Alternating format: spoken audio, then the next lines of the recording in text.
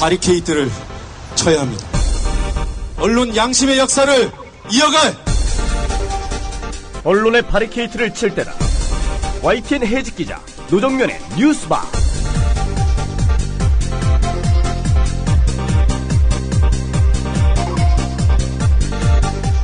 청취자 여러분 안녕하십니까? 어서 오십시오. 11월 7일 뉴스바 문이 열렸습니다.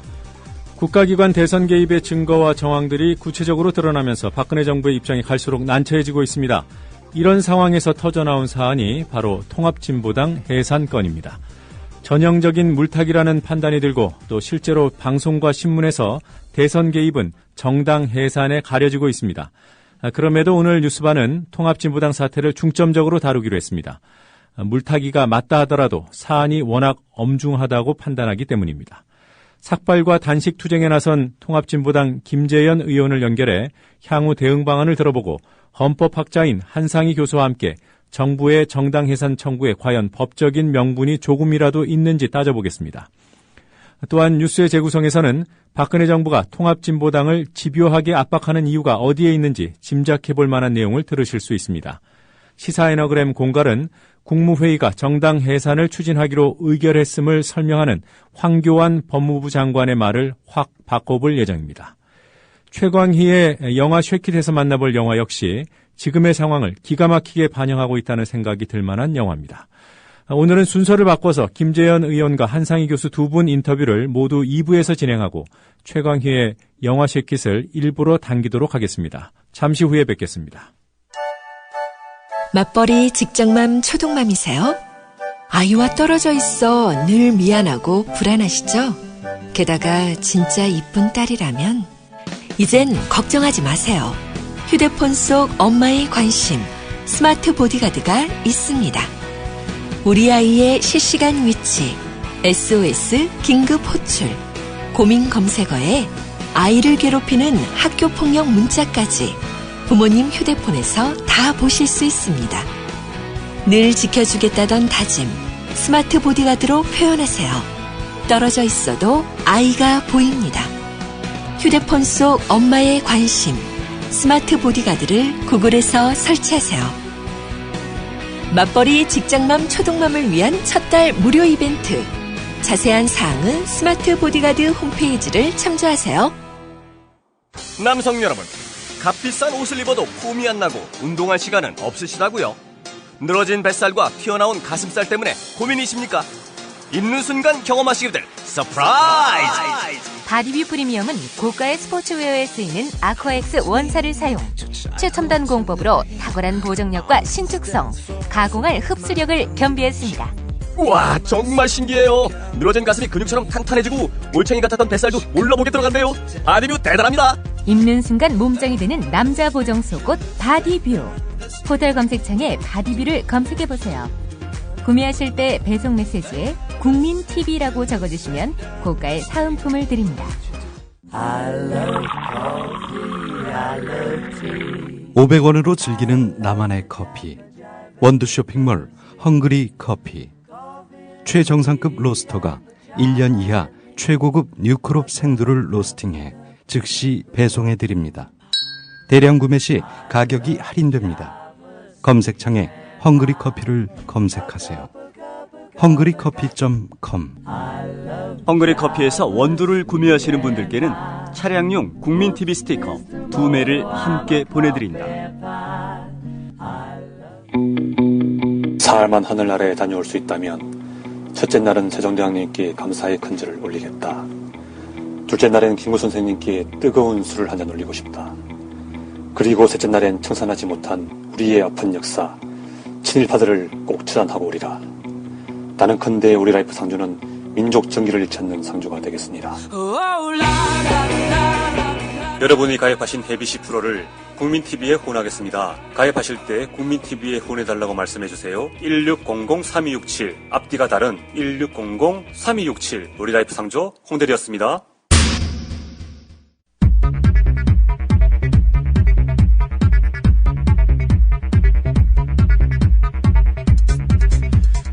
주요 뉴스들 간추려보겠습니다. 통합진보당 정당 해산 청구를 정부에 지속적으로 요구해온 새누리당이 시민단체들까지 정부가 강제로 해산할 수 있는 법안을 추진하기로 했습니다. 새누리당은 2달 전 제출한 이석기 의원 제명안 처리에도 속도를 내기로 했습니다.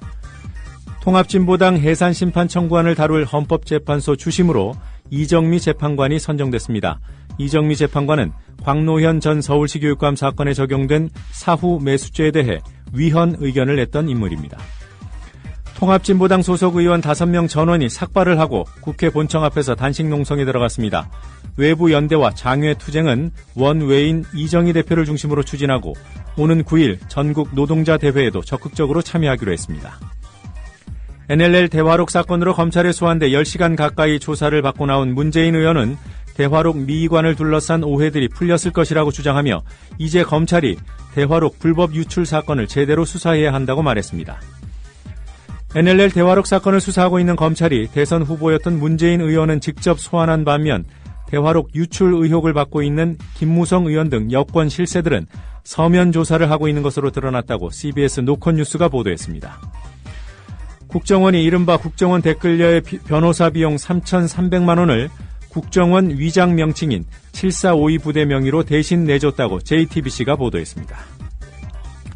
국정원은 김하영 씨에 대한 변호사비 대납 사실을 시인하면서도 대납 이후 국정원 수뇌부와 직원들의 모금으로 메웠다고 해명했습니다. 강제 징수 논란을 빚고 있는 국정원 모금은 이종명 전 3차장 몫으로도 이뤄졌기 때문에 이 전 차장에 대한 변호사비 대납 의혹도 불거지고 있습니다. 국정원 수사 결과 은폐 사건의 핵심 인물인 김용판 전 서울경찰청장이 지난 4월 국정원 수사 기록을 개인적으로 챙겨서 퇴임한 것으로 드러났습니다. 민주당이 제안한 대선 개입 범야권 공동기구에 안철수 의원 측도 참여할 가능성이 높다는 언론 보도가 나오고 있습니다. 이 기구에는 이미 여러 시민단체와 종교계 주요 인사들이 참여하기로 했고 오는 12일 첫 번째 연석회의가 개최될 예정입니다. 민주당 문재인 후보의 공동선대위원장이었던 안도연 시인의 대선 당시 박근혜 후보 관련 트윗이 공직선거법 위반인지 법원이 오늘 1심 판결을 내놓습니다. 이미 열흘 전 국민참여재판을 통해 배심원 전원이 무죄 의견을 밝혔음에도 재판부가 선고를 오늘로 미룬 것이어서 어떤 결과가 나올지 주목됩니다. 국보 1호 숭례문 졸속복원의 파장이 커지고 있습니다. 특히 가장 큰 문제로 지적되는 단청 들뜸 현상은 문화재청이 사전 실험을 통해 부작용을 미리 확인했음에도 채색 공사를 강행해 일어난 일이라고 SBS가 보도했습니다. 수능이 치러지는 오늘 수능 한파 대신 수능 먼지가 찾아왔습니다. 기상청은 중국 스모그의 영향으로 미세먼지 농도가 짙어지고 있으며 황사까지 겹칠 것이라고 예보했습니다. 간추린 뉴스였습니다.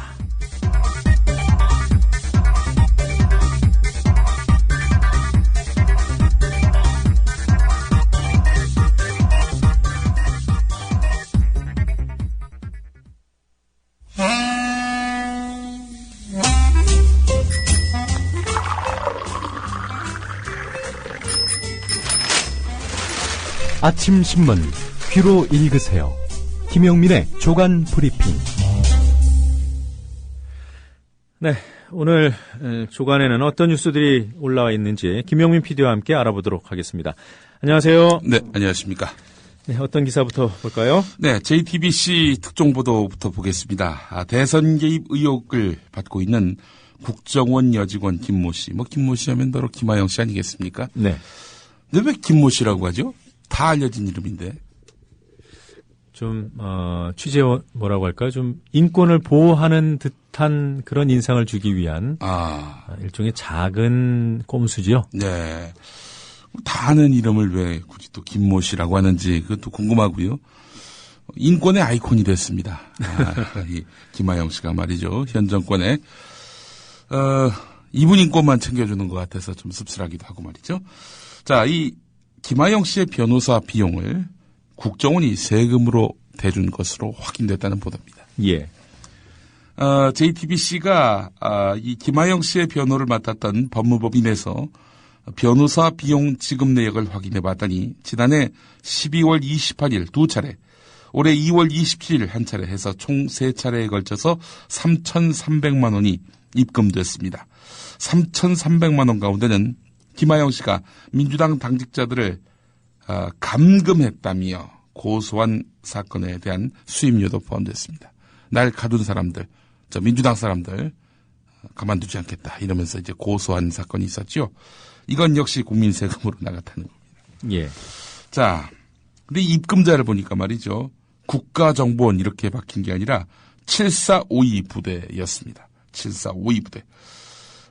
그래서 이제 이것이 과연 어디서 나온 이름인가 이렇게 의구심을 가질 수밖에 없었는데요. 계속 따지고 또 따지고 들어보니 결국 국가정보원인 것으로 확인됐다는 겁니다. 변호사 측은 처음에는 이 3,300만 원의 출처가 국가정보원이 아니라고 주장했습니다. 하지만 취재팀이 입금표 내용을 확인해서 구체적으로 내역을 제시하니까 입금 주체가 바로 국가정보원임을 인정했다는 겁니다. 국정원은 그 근거를 들이대기 전에는 절대 인정하는 법이 없군요. 그렇습니다. 예, 확실한 증거만 인정을 하고요. 나중에 다 거짓말로 드러나도요. 그때 가서 말을 바꿉니다. 또 반성한다든지 사과한다든지 뭐 그런 거짓말을 한 것에 대한 책임을 진다든지 뭐 그런 거 절대 없습니다. 네, 좌익 교수의 그 신원에 대해서도 거짓말을 했었고, 예. 거짓말한 게 한둘이 아닌데요. 좌익 교수가 국정원 직원이라고 그런 말한 사람들 다 고소할 거야. 네, 그렇게 엄포까지 넣었죠. 엄포까지 넣었어요. 네. 이제 하나 배웠습니다. 국정원이 아니라고 하면 맞는다는 합리적인 추론을 할 수 있게 됐습니다. 그렇습니다. 중요한 부분이 있습니다. 검찰이요, 기업 수사할 때 말이죠. 기업 임직원들의 변호사 비용을 회사 돈으로 내준 것이 확인되면은 관계자들은 횡령이나 배임 혐의로 바로 재판에 넘겨집니다. 국정원 여직원의 수임료가 국민 세금, 국고에서 나간 것이라면은 이게 더 큰 문제 아닙니까?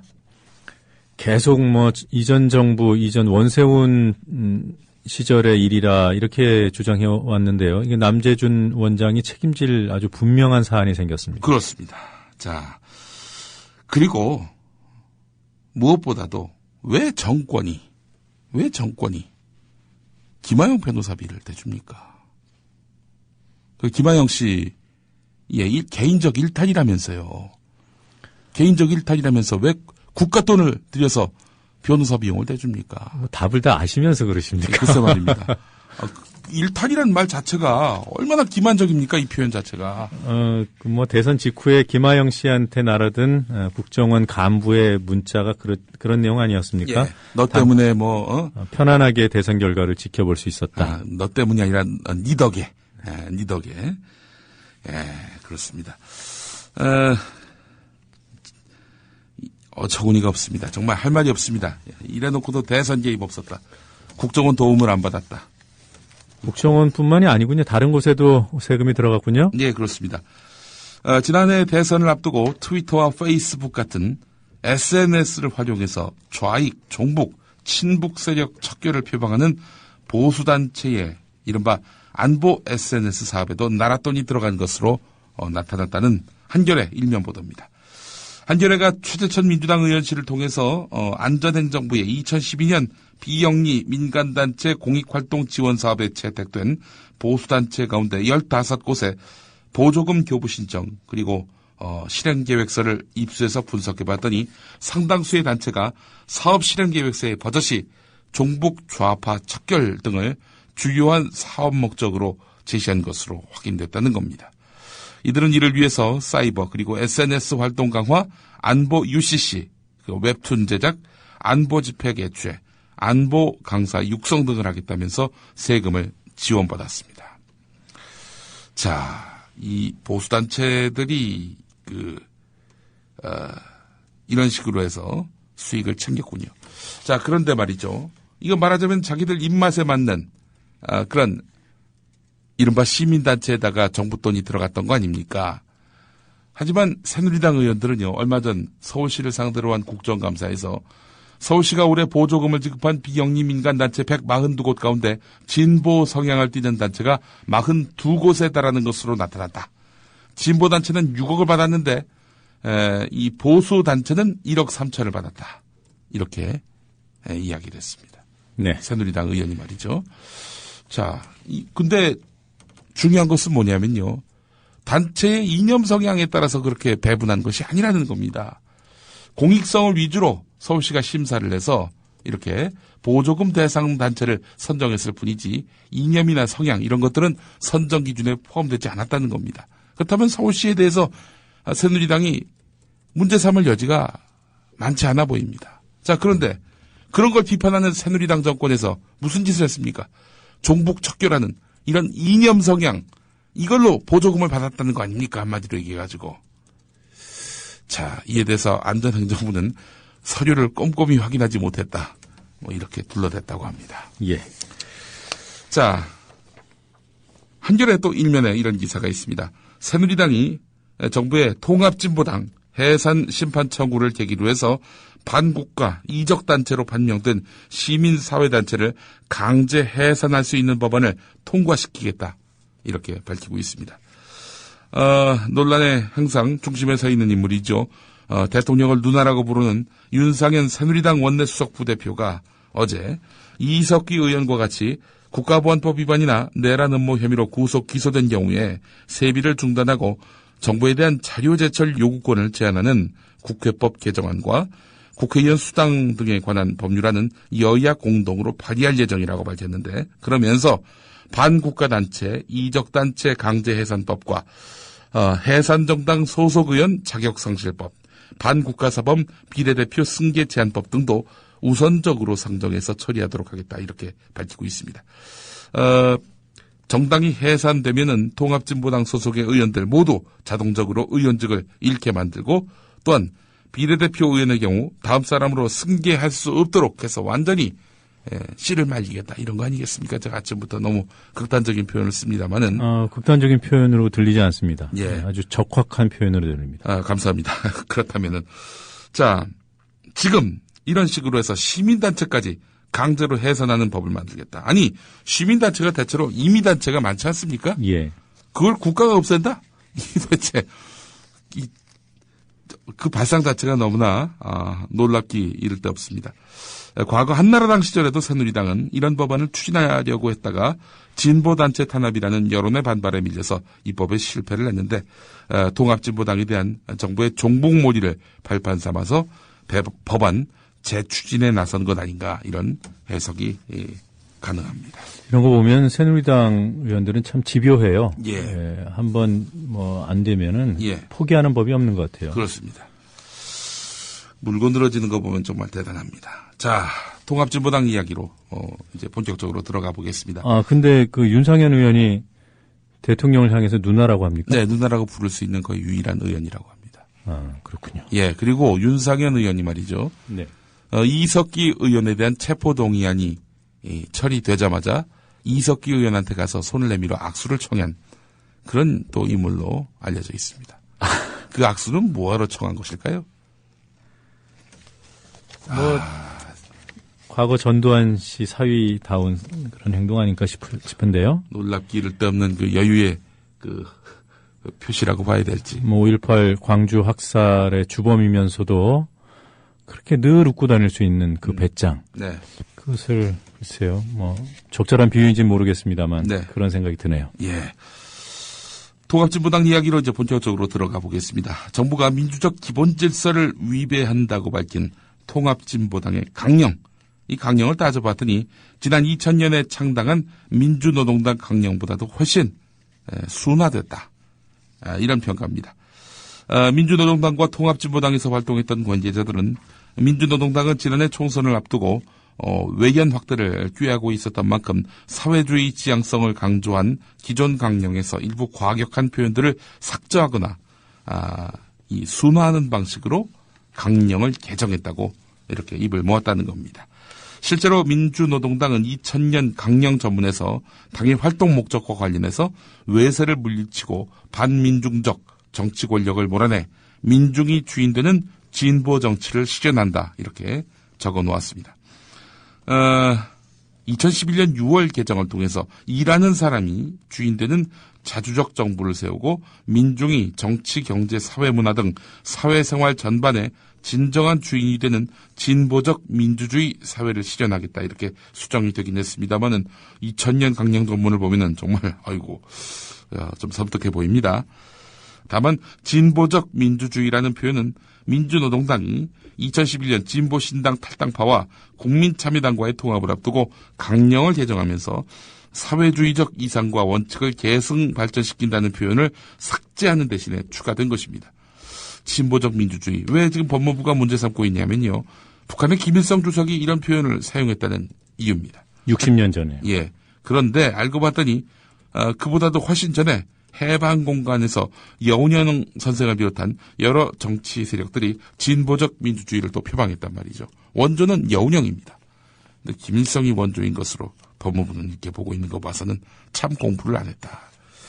그런 생각을 또 지울 길이 없습니다. 이 내용은 한국일보 3면에 있고요. 국민일보 9면을 한번 보겠습니다. 경향신문에도 관련 기사가 있긴 한데요. 자, 2004년 헌법재판소의 그 의뢰로 발간된 정당 해산 심판 제도에 관한 연구, 이 보고서가 지금 이목을 집중시키고 있습니다. 헌법상 정당 해산 규정이 정당을 보호하기 위한 그런 성격이 강하다. 이렇게 전제했다는 점이 눈길을 끕니다. 정당 해산 규정이라고 하는 것이 정당을 없애기 위한, 권력 있지 마음대로 정당을 없애기 위한 어떤 전가의 보도처럼 쓰이는 용도가 아니라 정당을 보호하기 위한 목적으로 만든 것이다. 이런 얘기입니다. 말하자면 정당 해산 남용하지 못하도록 하기 위해서 만든 거란 거 아닙니까?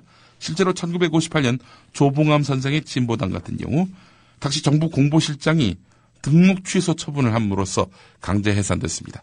아니, 정부 관계자가 등록 취소 처분을 내리면은 정당이 없어지니 이 말이 됩니까? 그래서 이제 우리 헌법에 정당 해산 규정을 만들어 놨다는 거죠. 아주 꼼꼼하고 엄격하게 해서 남용하지 못하도록, 오용하지 못하도록 말입니다. 이 보고서를 쓴 연구팀은 정당이 헌법이 정하고 있는 기본 원리와 상충하는 목적을 천명한다는 이유만으로 정당을 해산시키기는 어렵다. 이렇게 결론을 내렸습니다. 네. 자, 이 관점에서 본다면은 정부가 헌법에 위배된다고 주장한 통합진보당의 강령, 공약 자체만으로는 문제 삼기 힘들다는 겁니다. 그러니까 칼은 말이죠. 예. 누가 쓰느냐에 따라서 그 맛난 음식을 만드는 요리용 식칼이 될 수도 있고, 예. 조폭의 흉기가 될 수도 있는 거 아니겠습니까? 예. 정부가 100여 명의 RO 조직원들의 내라는 행위를 당 차원에서 조직적으로 비호했기 때문에 통합진보당 해산할 필요가 있다. 이렇게 밝히고는 있지만 이 보고서에 따르면 구성원들의 개별적인 행동까지 정당이 책임질 의무가 없다고 밝히고 있어서 앞으로 이 헌법재판소를 상대로 해서 법무부가 설득을 할 때에는 상당한 노력과 정성이 필요하다. 엊그저께 나왔던 그런 통합진보당 해산해야 된다. 그 논리만으로는 이 헌법재판소 설득하기가 쉽지 않을 것이다. 네. 이렇게 오늘 국민일보는 분석하고 있습니다. 그 법무부가 얘기하는 진보적 민주주의 조금 전에 말씀하셨습니다만 예. 민중이 주인 되는 이런 표현 문제 삼는다는 거 아니겠어요? 예. 그런데 그 민중이 주인 된다는 표현이 노래방 노래에도 있습니다. 노래방에도 있습니까? 소라소라 푸르른 소라. 아, 그렇죠.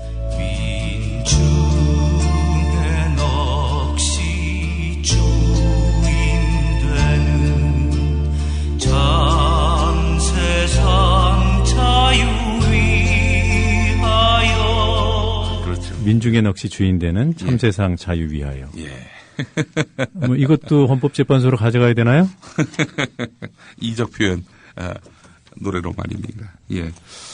자, 한결의 사면을 보겠습니다. 자, 이제 헌법재판관에게 그 공이 넘어갔는데, 이분들 그 성향이 어떨지 관심이죠. 이정미, 재판관. 이분이 주심으로 이렇게 선정이 됐죠. 이정미 재판관의 성향이 어떠한지 오늘 많은 언론들은 주목하고 있습니다. 특히 한국일보 같은 경우 소수 의견에 좀 더 힘을 실어주는 그런 입장이 섰다라고 또 평가하기도 하는데요. 자, 한결의 분석을 보겠습니다. 역대 가장 보수적이라는 평가를 받고 있는 5기 헌법재판소가 헌정 사상 초유의 정당 해산 심판 청구 사건에 대해 어떤 판결을 내릴지 관심이다. 현재 헌법재판관 9명은 모두 검찰 또는 법원 고위직 출신들이다. 박한철 헌재소장과 안창호 재판관은 검사 출신으로 각각 대검찰청 공안부장과 공안기획관을 지냈다. 이 두 분은 말하자면은 벌써부터 어느 쪽에 기울었을지 많이 보인다는 그런 뉘앙스가 이 기사에서 풍깁니다. 이정미, 김희수, 이진성, 강일원, 서기석, 조용호 재판관 등은 법원 고위직 출신이며 김창종 재판관은 지역법관 출신이다. 이들 가운데 민주당 추천을 받은 김희수 재판관과 이용훈 전 대법원장이 지명한 이정미 재판관이 진보 성향으로 분류되기도 하지만 이정미 재판관은 실제 결정을 보면 오히려 보수 성향에 가깝다는 평가도 있다. 네. 이렇게 분류하고 있습니다. 조국 교수 같은 경우에는 나름대로 성향 분석, 사실 재판관들 한 분 한 분 성향을 분석한다는 게 참 위험한데 예. 이런 판단까지 하게 만드는 정국이 안타까운 거죠. 그렇습니다. 여하튼 조국 교수는 지금 결정이 나오기 위해서는 9명 가운데 6명이 한 입장이어야 되는 거 아닙니까? 그렇죠. 그런데 5명 정도는 예. 진보당을, 통합진보당을 위헌정당으로 판단할 가능성이 높다. 예. 문제는 한 명을 더 얻을 수 있느냐가 관건이다. 이런 글들을 올렸더군요. 예. 법과 원칙에 따라서 이렇게 판결하면 될 문제인데 말이죠. 그러게요. 성향에 따라서 이게 참 판단이 갈린다니. 예. 자, 이 법치주의의 그 운명, 미래가 이 9사람에게 걸려 있는 형국입니다. 한국일보 사면을 보겠습니다. 법무부가 통합진보당 해산 심판을 청구하면서 북한이 민주노동당 창당 시절부터 세력 확대, 당권 장악에 관한 지령을 계속 하달했고 이것이 상당 부분 실현됐다 이렇게 주장을 했죠. 말하자면은 통합진보당이 민주노동당 때부터 이 북한에 의해서 좌지우지되는 당이다라는 네. 그런 주장입니다. 자, 그렇다면은 법원 판결은 이런 법무부의 인식에 과연 동의하는가? 그동안의 법원 판결을 한국일보가 분석해봤습니다. 참 좋은 기사라고 전 보는데요. 이른바 민주노동당, 통합진보당 인사 가운데서 간첩 사건에 연루된 사람들 판결이 어떻게 나왔나 이렇게 분석한 겁니다. 그 간첩 사건의 판결문을 확인해 봤더니 법무부의 이 같은 주장은 상당 부분 사실과 다른 것으로 드러났다. 한국일보는 이렇게 보도하고 있습니다. 오히려 법원의 판단과는 정반대거나 법원이 위법성에 대해 아예 판단하지 않은 내용을 마치 법원이 인정한 것으로 사실을 호도했다. 이게 바로 한국일보의 평가입니다. 예. 대표적으로 2003년 당시 민주노동당 고문이었던 강모 씨의 간첩 사건을 통해서 민주노동당 창당 과정에 북한이 깊숙이 개입했다. 이렇게 법무부가 주장하지 않았습니까? 하지만 당시 법원은 강모 씨에 대해서 간첩죄의 유죄 선고와 별도로 판결문에서 북한 공작원들이 가장 절실히 원했던 것으로 보이는 민주노동당 관련 주요 인사들의 포섭 활동은 결국 성공하지 못했다. 이렇게 적시했습니다. 강모 씨가 민주노동당 인사들을 포섭할 능력도 없었고 그럴 지위에 있었는지 포섭을 위한 구체적인 행동을 했었는지 의문이라는 것이다. 예. 예, 이런 얘기입니다. 종북 세력이 민주노동당의 서울시당과 정책위원회를 장악하는데 북한이 1심회를 통해 개입했다는 주장도 법원은 그 사실 여부를 판단하지 않았다는 겁니다. 민주노동당 등의 내부 인사들에게 접근하는 등 노력을 했다라고만 했을 뿐입니다. 법원은 오히려 법무부가 간첩단이라고 적시한 1심회는 반국가단체라고 볼 수 없다는 그런 판결을 내렸습니다.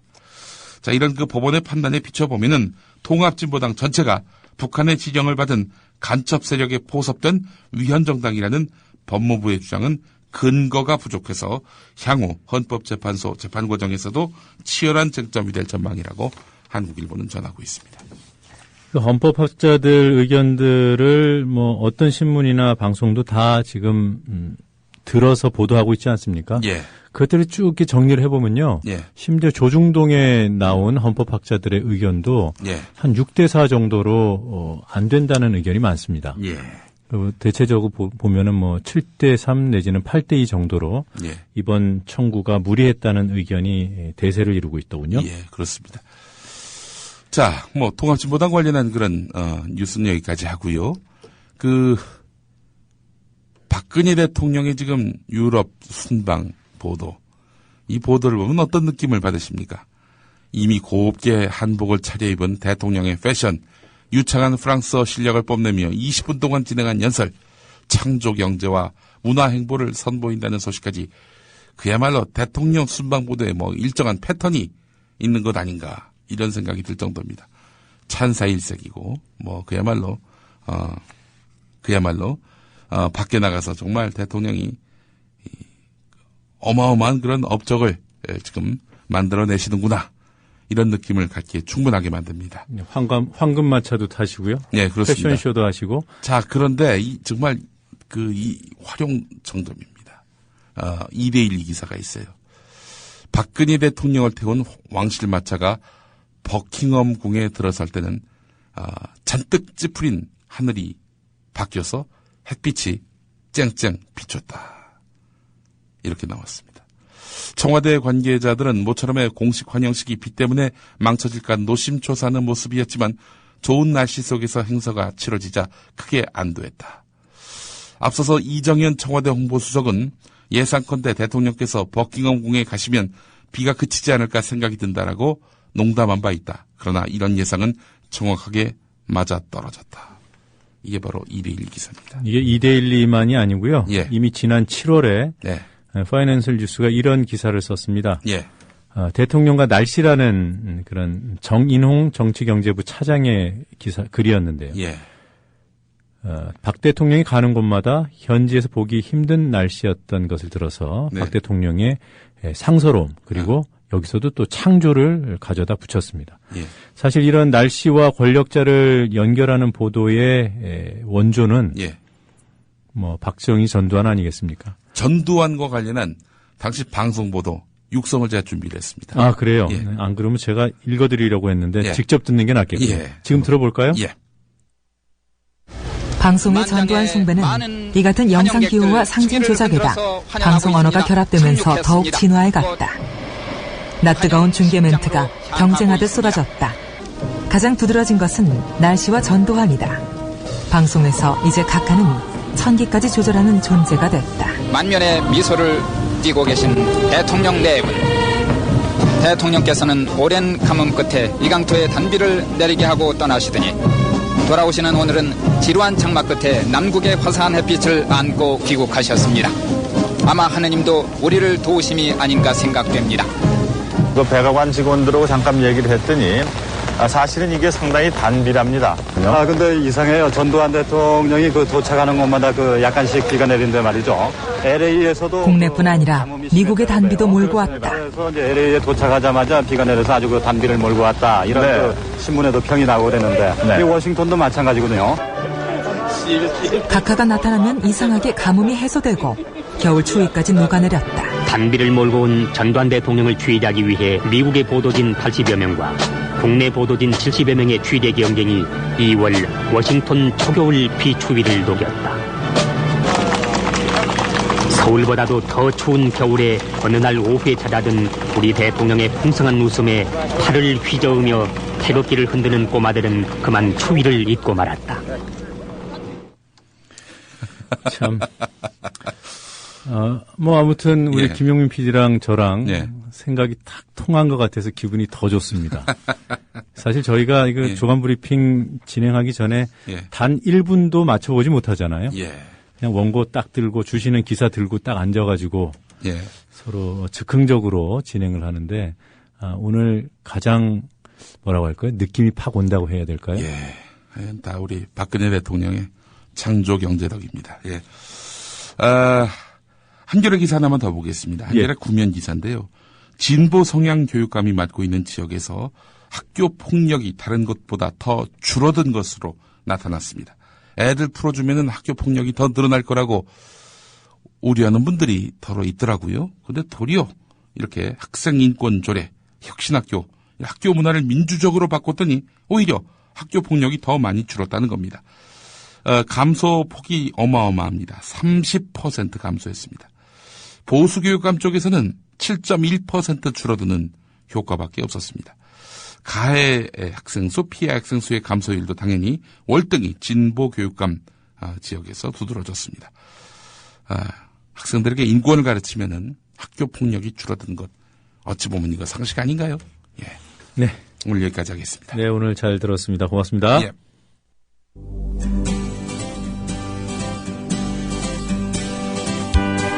막간 퀴즈입니다. 그 이후에 수정 보완된 대화록이 다시 보고가 된 이상 최초 보고된 대화록이 위반되지 않는 것은 너무나 당연한 일이 아니겠습니까? 그런 점에 대해서 오해가 풀렸으리라고 생각을 합니다. 남북 정상회담 회의록 의혹과 관련해 민주당 문재인 의원이 검찰에 출석해 9시간 넘게 조사받고 돌아갔습니다. 문제드립니다. 문재인 의원이 참여정부 당시 했던 일로 아닌 것을 골라주세요. 1번 법무부 장관, 2번 청와대 시민사회수석, 3번 청와대 민정수석, 4번 청와대 비서실장. 답을 아시는 분은 정답과 함께 연락 가능한 이메일을 적어주세요. 세 분을 선정해 기념 음반을 보내드립니다.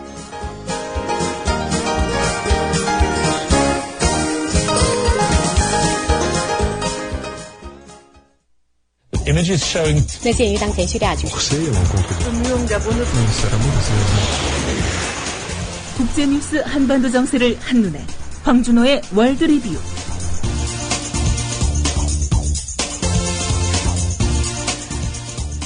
네, 지구촌과 한반도 정세에 관한 뉴스들을 정리해 보겠습니다. 국제뉴스 전문 캐스터 황준호 기자 연결돼 있습니다. 황준호 기자님 안녕하세요. 네, 안녕하십니까. 자, 미국에서 선거가 있었군요. 버지니아주하고 뉴저지주 이 두 곳에서 주지사를 새로 뽑았고요. 네. 또 4개의 주요 도시 뉴욕, 디트로이트, 보스턴, 애틀랜타 여기에서 시장 선거가 있었는데요. 상당히 의미 있는 결과가 나와서 이 문제를 좀 집중적으로 말씀드리겠습니다. 네. 오바마 정부에 대한 중간 평가 성격이었던 것 같은데 어떤 결과입니까? 내년에 총선이 있고 중간선거 총선이 있고 또 3년 후에는 대선이 있으니까 중간평가이기도 했고요. 예. 또 연방정부 셧다운, 부분 업무 중단 사태를 공화당의 극우 강경파 티파티가 계속 주도를 했었는데 거기에 대해서 민심이 어떤 평가를 내리는지 이거를 가늠해 볼 수 있는 선거였습니다.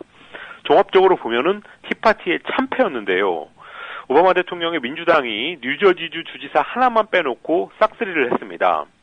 뉴저지주는 공화당 소속의 현직 주지사 크리스 크리스티가 재선을 했는데요. 예. 그런데 이 사람도 무늬만 공화당이다라고 불릴 정도로 중도 타협하고 또 그러다 보니까 당연히 티파티 세력하고는 공화당 당내에서 극과 극에 있는 사람이라서 그런 점으로 볼 때도 티파티에 대한 심판이 내려졌다고 볼 수 있는 것 같습니다. 티파티가 몰락했다 이런 제목의 글이 조금 이른 감은 있지만 뉴욕타임스 같은 데서 벌써 나오고 있습니다. 네.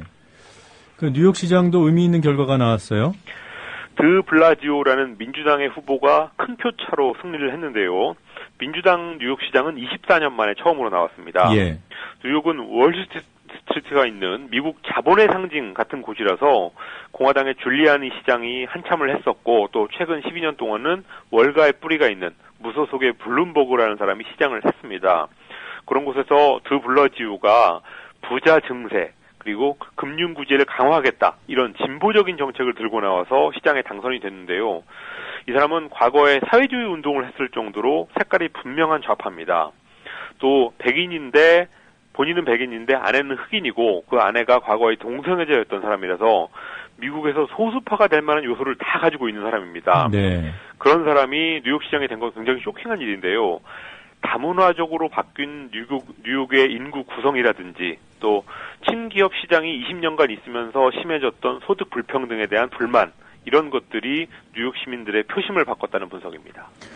공화당 입장에서는 아무래도 선거 전략을 다시 생각해봐야 되지 않을까 싶은데요. 그렇습니다. 버지니아 주지사 선거를 봐도 알 수 있는데요. 공화당의 후보는 오바마의 건강보험 개혁안에 대해서 위헌 소송을 처음으로 제기했던 인물이었고 또 주지사가 되면 오바마의 저격수가 되겠다 이런 공공연히 해왔습니다. 그러니까 전형적인 공화당의 강경파인데요. 이 사람이 민주당 후보한테 무릎을 꿇으면서 공화당이 티파티의 말을 듣는다거나 아니면 건보 개혁안에 대해서 시비를 거는 그런 전략으로 가면은 앞으로도 쉽지 않은 선거를 해야 되겠다라는 사실을 예고했습니다. 요새 미국 정치가 극단적인 갈등 양상을 보이는 이유가 뭐냐 이거를 보면은 선거구를 획정할 때 특정 정당이 깃발만 꽂아도 당선될 수 있는 게리맨더링, 그러니까 선거구 조작이죠. 이 게리맨더링을 심하게 하고 있고 그러다 보니까 당파적 색깔이 뚜렷한 사람이 당선되면서 이 양당의 강경파들이 정계에 많이 진출하고 있습니다. 그렇지만 아무리 그렇다고 해도 선거 때마다 다른 선택을 하는 지역에서까지 이렇게 강경파 후보를 낸다면 필패다라는 것을 이번 선거가 보여줬습니다. 우리나라 정치권도 좀 이런 점을 참작을 했으면 좋겠군요. 참고할 사람이 많은 것 같습니다. 네. 자, 한편으로는 힐러리 클린턴 전 국무장관 백악관에 한 발 더 다가서는 건가요? 힐러리가 워낙 인기가 높다 보니까 민주당 내에서는 노골적인 줄서기 양상까지 나타나고 있다고 정치전문지 폴리티코가 전했습니다. 상원 지도부에 있는 민주당 의원들이 힐러리를 띄우는 발언을 최근에 줄줄이 하고 있는데요. 현직 오바마 대통령을 제외하고는 지난 40년간 가장 강력한 대통령 후보라는 평가를 받고 있습니다. 힐러리 지지 선언을 하는 정치인들은 자기들이 이제 내년에 각종 선거에 나갈 때 힐러리를 앞세워서 정치 자금을 모은다거나 선거 운동을 하겠다는 계산도 깔려 있다는 분석입니다. 힐러리의 경쟁자라고 하면은 조 바이든 현 부통령인데요. 아무래도 바이든은 여러모로 좀 역부족인 상황입니다. 네. 자, 이제 중국으로 가보죠. 테러로 추정되는 사건이 또 일어났어요. 어제 오전에 베이징에서 서쪽으로 500km 떨어진 산시성의 공산당 위원회 건물 앞에서 폭발물이 연쇄적으로 터지면서 1명이 숨지고 8명이 다쳤습니다. 주변에 쇠구슬이 여러 개, 그리고 또 전자회로기판 이런 것들이 발견되는 걸로 볼 때 테러가 거의 확실시되고 있습니다. 지난주 월요일에 천안문 테러가 있고 나서 열흘 만에 비슷한 일이 터진 건데요. 천안문 테러의 배후로 지목됐던 위구르 분리독립 세력이 의심을 가장 많이 받고 있습니다. 또 그 사람들이 아니라면 중국 좌파의 아이콘이었다가 부패 혐의로 감옥에 갔던 보시라이의 추종 세력도 배후로 의심을 받고 있습니다. 아직까지는 내가 테러를 했다 이렇게 나서는 사람이나 단체는 없는데요. 이번 토요일부터 열리는 공산당 중앙위원회 전체 회의를 겨냥해서 정치적인 메시지를 보낸 것으로 보입니다. 네. 자, 일본은 이제 경제까지 나섰군요. 2차 대전 중 근로정신대 배상하라 이런 판결이 나왔더니 성명을 발표했습니다. 근로정신대의 월급을 배상하라는 판결이 지난주에 우리 지방법원에서 나왔었는데요. 네. 어제 일본을 대표하는 4개의 경제단체가 성명을 내서 배상은 이미 끝난 문제다라는 입장을 밝혔습니다. 이 단체들은 1965년 한일 청구권 협정에 의해서 개인 청구권 문제까지도 완전하고 최종적으로 해결됐다라고 하면서 청구권 문제를 계속 앞으로 제기하면 한국 투자에 장애가 있을 우려가 있다라고 말했습니다. 일종의 경고인데요.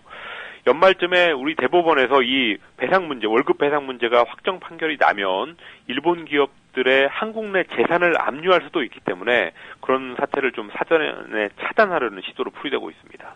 경고라기보다는 협박으로 들립니다. 그렇습니다. 자, 우리 정부가 반박을 했습니까? 정부는 일본 경제단체들이 단체 행동을 하는 게 오히려 한일 간 경제관계를 위축시킨다 이렇게 반박을 했습니다. 그런데 이런 말은 좀 실명으로 해야지 힘이 실렸을 텐데 익명, 정부 관계자 명의로 얘기를 하면서 상당히 조심스러운 모습을 보였습니다. 이게 경제관계에 영향을 주는 거라서 정부의 고심이 이해되는 측면이 없지는 않습니다.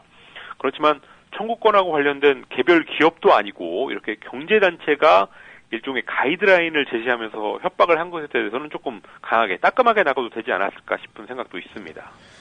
네, 답답합니다. 자, 어제 미국에서 있었던 한미일 육자회담 수석대표 회담 소식 전해주실까요? 중국이 미국한테 제시했던 육자회담 재개 조건에 대해서 한미일 세 나라 수석대표들이 어제 협의를 했는데요. 그 조건이 뭔지는 안 나왔지만 현 단계에서는 받아들이기 어렵다는 입장을 정했다고 연합뉴스가 보도했습니다. 또 회담에 앞서서 정부 고위 관계자가 워싱턴 특파원들하고 간담회를 했는데요. 한국과 미국이 원하는 만큼 오지 않았기 때문에 아직 상당한 거리가 남아있다라는 말도 했습니다. 이 대목에서 조태용 육자회담 수석대표가 3일 전에 했던 말이 주목되고 있는데요. 한국이 주인의식을 가지고 북핵을 논의하겠다라는 말을 했었습니다. 주인의식이란 말은 참 좋은 말인데 이명박 정부 때의 경우를 보면은 이런 말을 하면서 한국이 북핵 협상에 발목을 잡았던 적이 많아서 사실 5년 동안 내내 그렇게 해가지고 이번에도 혹시 그렇게 하지 않았냐 하는 의심이 들고 있습니다. 네, 그런 우려의 근거가 있습니까? 직접적인 발언을 보면은 그런 직접적인 발언은 없었는데요. 예. 그렇지만 박근혜 대통령이 유럽 순방을 하면서 하루는 남북 정상회담을 하겠다고 했다가 또 다음 날에는 북한을 못 믿다고 하는 그런 오락가락한 모습을 보인 걸 보면은 아직도 북한하고 뭘 하기는 좀 힘들겠다는 걸 알 수 있었습니다.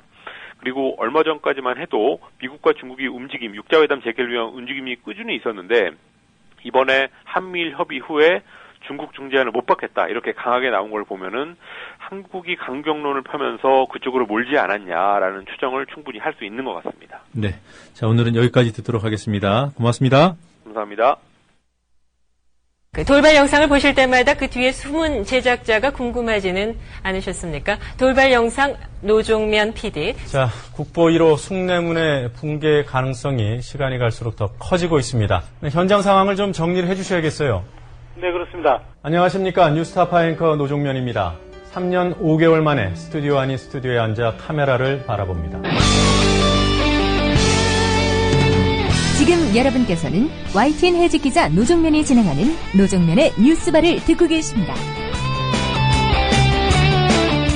노종면의 뉴스바는 매일 아침 7시부터 9시까지 국민TV 라디오로 방송됩니다. 노종면의 뉴스바와 함께하고 계신 지금 시각은 7시 44분입니다. 이 시각 간추린 뉴스입니다.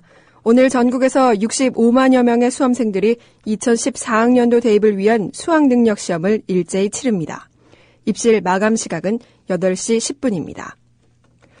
2007년 정상회담 회의록 삭제 의혹과 관련해 민주당 문재인 의원이 어제 9시간 동안 검찰 조사를 받았습니다. 문 의원은 문서관리 시스템과 문서 이관에 대해 검사들의 이해가 부족해 보인다며 의혹을 전면 부인했습니다. 한국과 영국 정상이 양국 간 무역 투자 규모를 2020년까지 현재의 2배로 늘리기로 합의했습니다. 정당 해산 위기에 처한 통합진보당은 의원들이 삭발을 하고 무기한 단식 농성에 들어가는 등 총력 투쟁에 나섰습니다. 북한을 추종한 적도 없고 북한의 명령에 따라 움직인 적도 없다며 정당 해산은 야당을 포갑으로 억누르려는 시도라고 비판했습니다. 국가정보원이 대선 개입 의혹 댓글 사건의 핵심 인물인 여직원 김모 씨의 변호사 비용을 일단 대납한 뒤 직원들의 자체 모금 운동을 통해 예산을 모두 메운 것으로 확인됐습니다. 횡령 혐의 등으로 재판을 받아온 김승현 하나그룹 회장이 법원에 치료를 위해 구속 집행을 정지시켜달라며 4번째 연장 신청을 했습니다. 내년 2월까지 불구속 상태에서 재판을 받게 됐습니다. 지금까지 이 시각 간추린 뉴스 아나운서 김희주였습니다. 국민TV가 인천을 찾아갑니다. 11월 9일 토요일 낮 3시 인천시 연수구 동춘 2동 930번지 3호 인천광역시 평생학습관 미추홀에서 국민TV 인천지역조합원 한마당이 마련됩니다. 가수 손병희의 콘서트와 최동석 이사의 협동조합 특강, 서영석, 김용민의 정치 토크, 공개방송 등으로 꾸미게 될 인천지역 조합원 한마당, 인천지역 조합원과 인천시민 모두를 초청합니다. 11월 9일 토요일 낮 3시 인천시 연수구 동춘 2동 930번지 3호 인천광역시 평생학습관 미추홀. 새로운 언론을 갈망하는 우리 모두의 꿈이 실현되는 현장. 늦지 마세요. 11월 9일 토요일 낮 3시 인천 동막역 근처 인천시 평생학습관 미추홀입니다.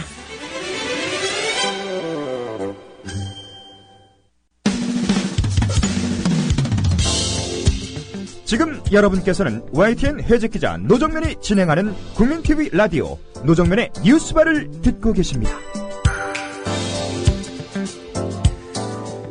네, 매주 목요일 시의적절하면서도 볼만한 영화를 골라서 흔들어드리는 최광희의 영화 쉐킷 시간입니다. 오늘은 순서를 앞으로 좀 당겨서요. 1부에서 진행하게 됐습니다. 최광희 평론가께서 미리 알려주신 오늘 영화들의 주제는 타자화의 심리학이었습니다. 타자화, 상대를 나 또는 우리 편과 철저하게 다른 대상으로 구별해 두는 것. 현실적으로는 상대를 배척 또는 지배의 대상으로 삼는 것을 말하는 개념입니다. 최근에 한국 정치 상황을 연상시키는 영화도 있다던데요. 과연 어떤 영화인지 살펴보도록 하겠습니다. 영화평론가 최광희 씨 스튜디오에 나와 계십니다. 안녕하세요. 네, 안녕하십니까. 자, 오늘 어떤 영화 가지고 오셨어요? 오늘 두 편의 영화를 소개를 해드릴까 합니다. 한 편은 지난 2009년에 한국에서 개봉한 영화인데요. 다우트라는 영화고요. 네. 또 한편은 지난 2011년에 베를린 영화제 금곰상 받은 작품입니다. 시민과 나데르의 별거라고 하는 영화입니다. 예. 앞서 앵커께서 말씀하셨다시피 이제 두 영화는 타자화, 누군가를 적대시하고, 네. 말하자면 내 편의 반대편이죠. 네. 이런 상황으로 이제 몰아가게 되는 인간의 심리를 아주 세밀하게 다루고 있는 그런 영화라고 할 수가 있겠습니다. 이 다우트라는 영화에 대해서 먼저 소개를 해드릴게요. 이 영화는 원래 연극이 원작인데요. 존 패트릭 샌리라고 하는 분이 연출을 했는데 영화도 직접 연출을 맡았습니다. 그리고 여러분들 잘 아시는 그 미국의 뭐 중견 연기파 배우죠. 메릴 스트립. 네. 그리고 이제 남자 배우는 필립 세이머 호프만, 아주 뭐 최근에 맹활약을 펼치고 있습니다. 마지막 사중주라든가 마스터라든가 올해 나온 아주 걸작 영화들에 계속 출연을 하고 있는데요. 아무튼 이 두 연기 잘하는 배우가 이제 만났으니까 영화 자체도 내부적인 그런 에너지를 뿜어내고 있는 그런 영화라고 할 수 있겠는데, 이 영화가 담고 있는 내용이 좀 흥미롭습니다. 이 영화의 배경이 1964년 네. 미국의 브롱크스의 그 천주교 계열 학교죠. 성 니콜라스 교구 학교라고 하는 곳을 이제 배경으로 삼습니다. 네. 거기서 이제 메릴 스트립이 맡은 역할이 알로이시스 수녀인데 교장님이에요. 네. 알로이시스 교장 수녀 이렇게 부르고요. 이제 이 학교에 새로 부임한 이제 선생님이 있는데 선생님들은 다 신부예요. 거기서 이제 플린 신부가 이제 필립 세이머 호프만이 맡은 역할입니다. 근데 이 알로이시스 수녀님의 교육관은 굉장히 보수적이에요. 일단 통제, 네. 그 다음에 엄격함. 이런 것들을 굉장히 중요시합니다. 그러니까 아이들을 풀어놓으면 안 된다. 그냥 꽉 잡아야 된다. 예. 고집도 세십니까? 그냥 굉장히 고집이 세죠. 그리고 그러니까 공포를 어느 정도 줘야 된다. 소통도 잘 안 하시고요. 안 하시죠. 네. 그런 식으로 이제 해야 애들이 잘 큰다. 이렇게 이제 생각하시는 분이에요. 굉장히 완고하고 보수적인 분이고. 근데 이때 이제 이 학교에 부임해 오신 이 플린 신부는 반대의 생각을 가지고 있어요. 아이들을 자유롭게 놔둬도 그 안에서 아이들이 어떤 좀 더 창의적인 에너지를 가지고 품고 그리고 이제 살아갈 수 있는 것이 아니냐. 그러니까 교육이라는 것은 그렇게 해야 된다. 좀 더 너그럽고 좀 자유롭게. 네. 이런 식으로 이제 생각하시는 분이에요. 그러니까 이 두 사람의 노선이 굉장히 극과 극이죠. 당연히 서로 안 맞습니다. 물과 기름처럼 상극인데, 이런 상황에서 이제 알로시스 수녀는 그것을 자신의 교육관을 이렇게 말하자면 신념이긴 합니다만은 대놓고 얘기할 수는 없고, 해서 이제 플린 신부랑 뭐 이렇게 대화를 나누는데, 처음에는 이제 교육관의 대립 때문에 생긴 어떤 그 약간의 이제 불편한 마음이 있었는데, 이 사람이 하는 행동이 하나하나 마음에 안 드는 거예요. 수녀님 입장에서 볼 때. 예, 수녀님 입장에서 봤을 때. 손톱이 길다. 그게 마음에 안 드는 거예요. 아, 저 사람 왜 이렇게 손톱이 길어? 예. 손톱이 길 수도 있잖아요, 사람이. 그리고 차를 같이 마시는데 설탕을 차에다가 3개를 넣는 거예요.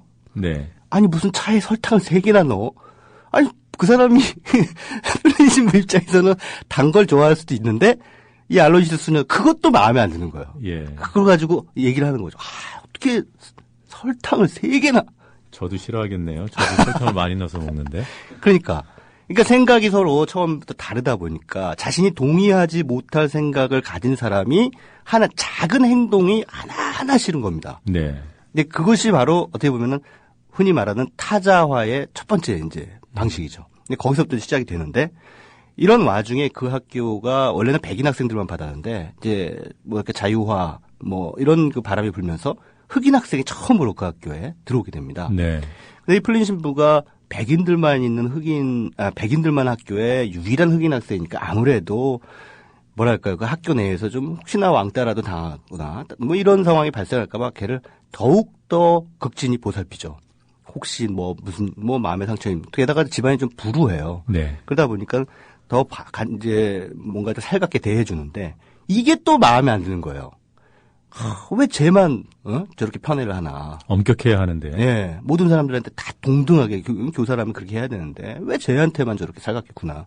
근데 이런 와중에서 이제 의심이 생기는 거죠. 어떤 잘못된 착각에 의해서 생긴 제보로 인해서 저 선생님이 플린 신부님이 저 흑인 학생과 부적절한 관계를 가졌다라고 하는 이제 의심이 생기는 겁니다. 아무런 증거도 없어요. 거기에 대한. 그런데 그냥 믿어버려요. 그렇게. 저런 인간이라면 분명히 저랬을 것이다.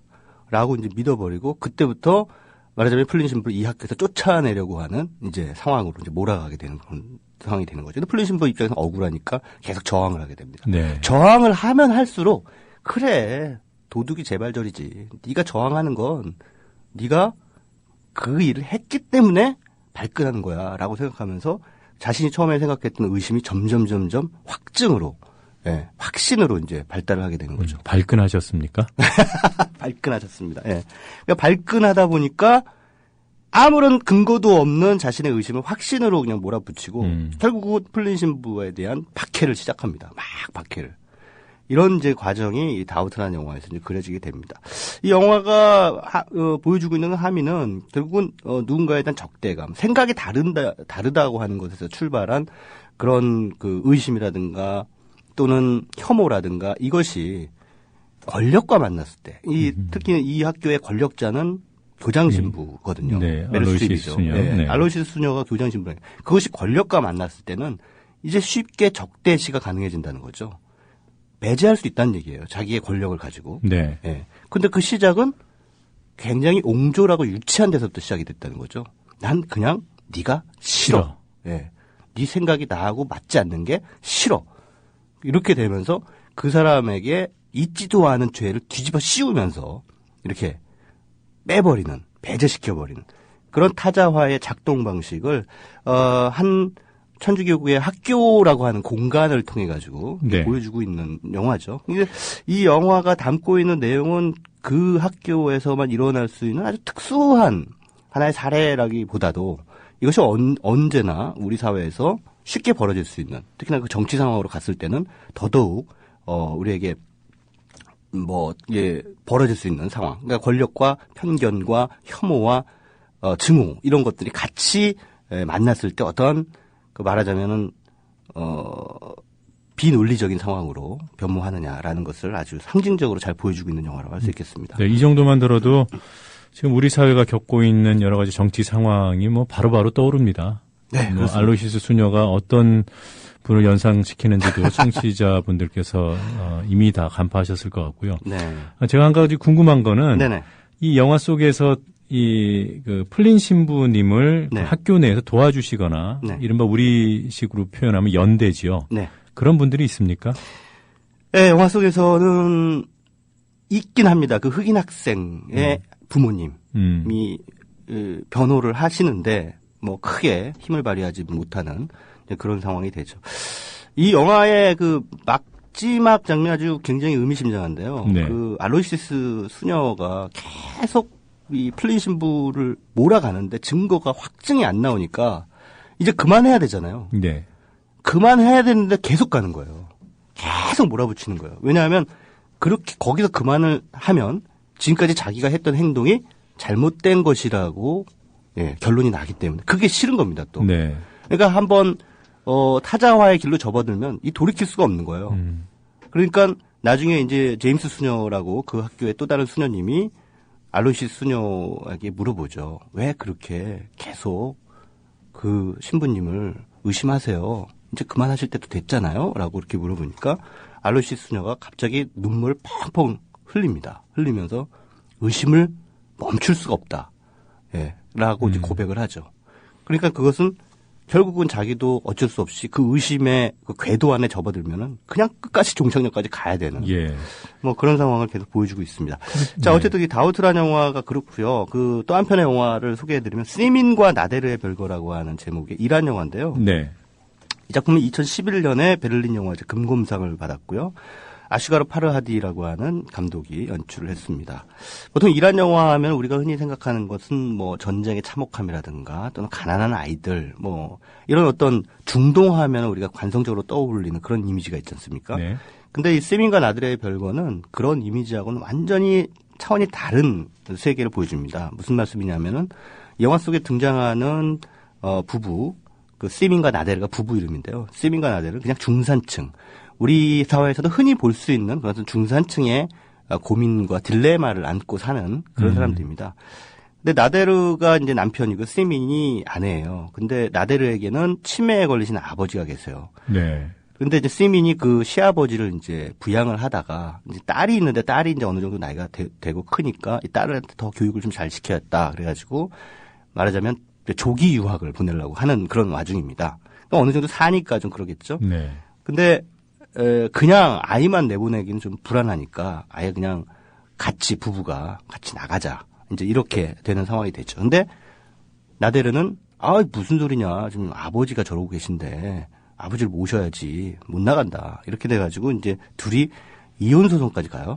근데 이혼 소송 하다가 결국은 시민이 나데르한테 화가 나가지고 이제 친정으로 가버립니다.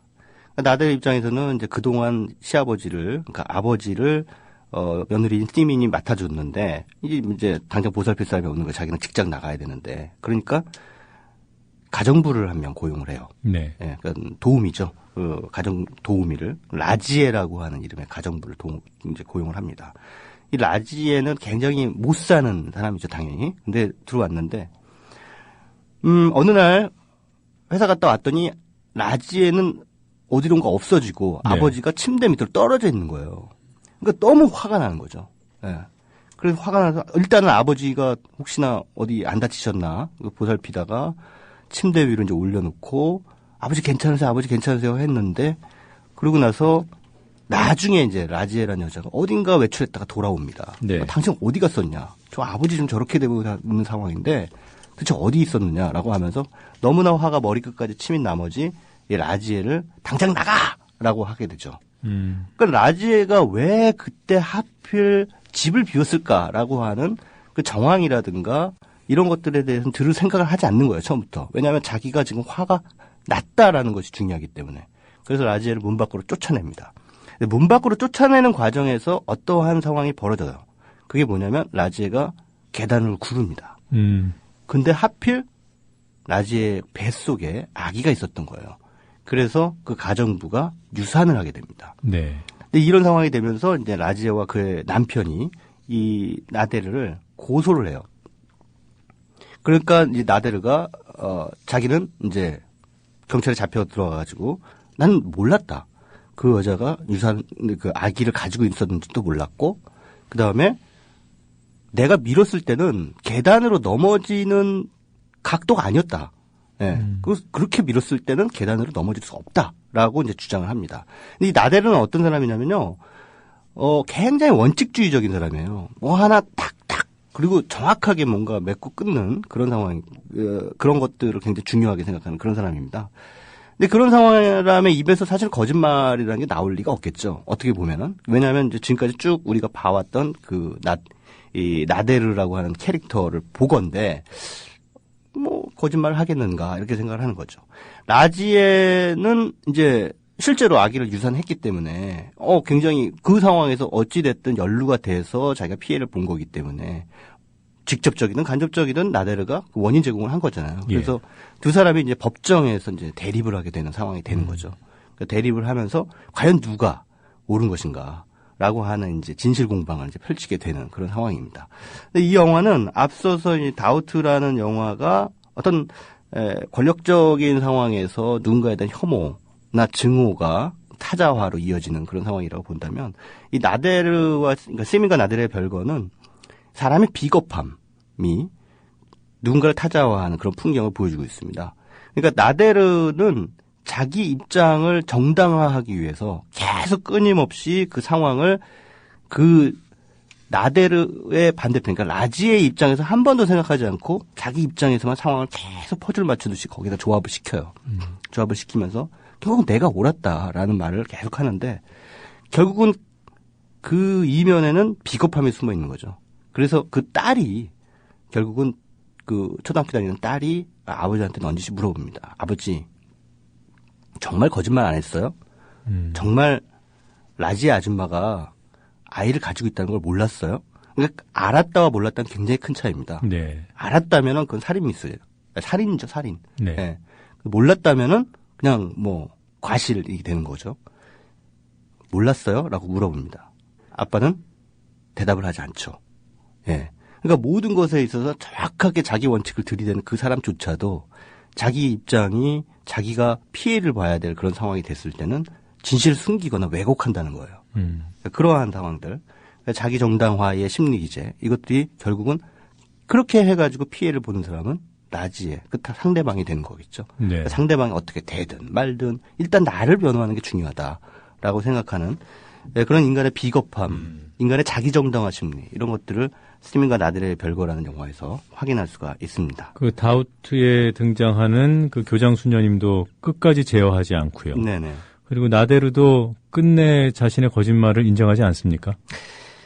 그거를 말씀드려야 되나요? 말해야 되나요? 이거 지금 영화를 또 보실 분들도 계신데 아무튼 뭐 줄거리를 굉장히 중요하게 생각하시는 분들도 계시거든요. 네. 그래서 그거를 말씀을 드리는 것이 아주 적절하다는 생각은 안 드는데 영화에서 확인을 하시는 게 좋을 것 같습니다. 예, 그것까지 뭐 영화 근데 결국은 그 상황까지 극한의 상황까지 이제 스스로를 몰아가는 거. 네.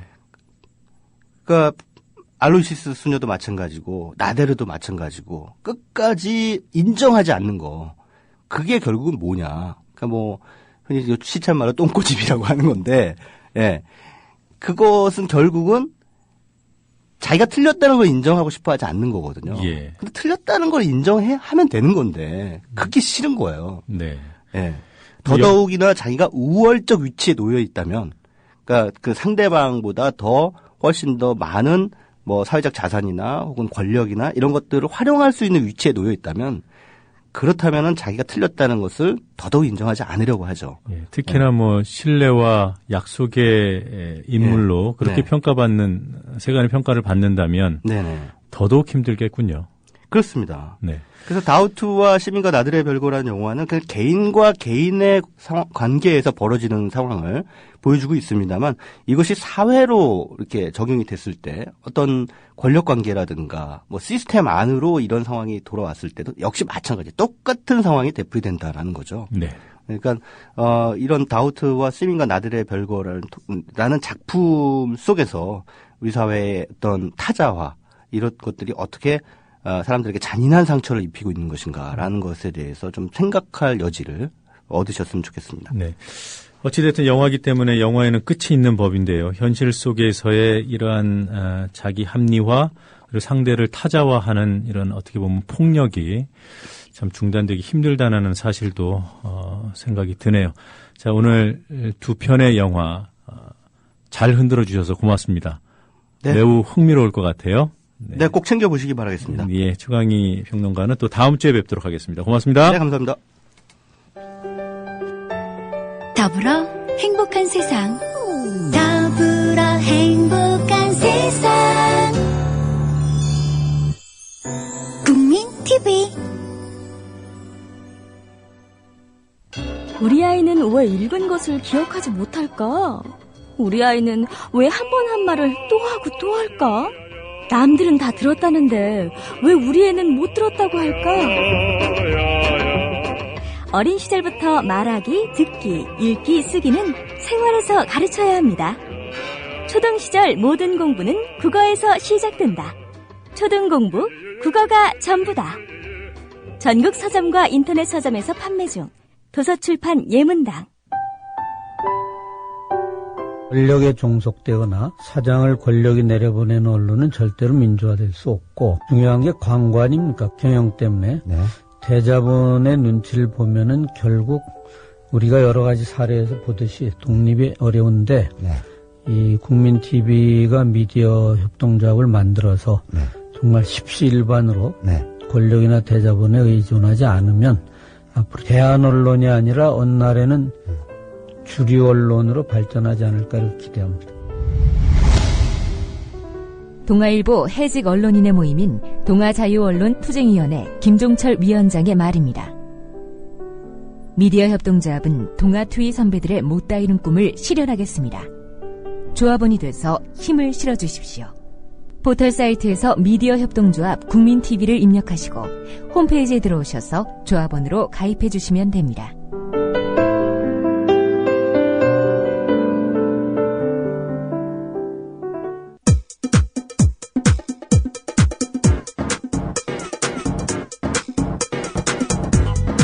노정면의 뉴스바.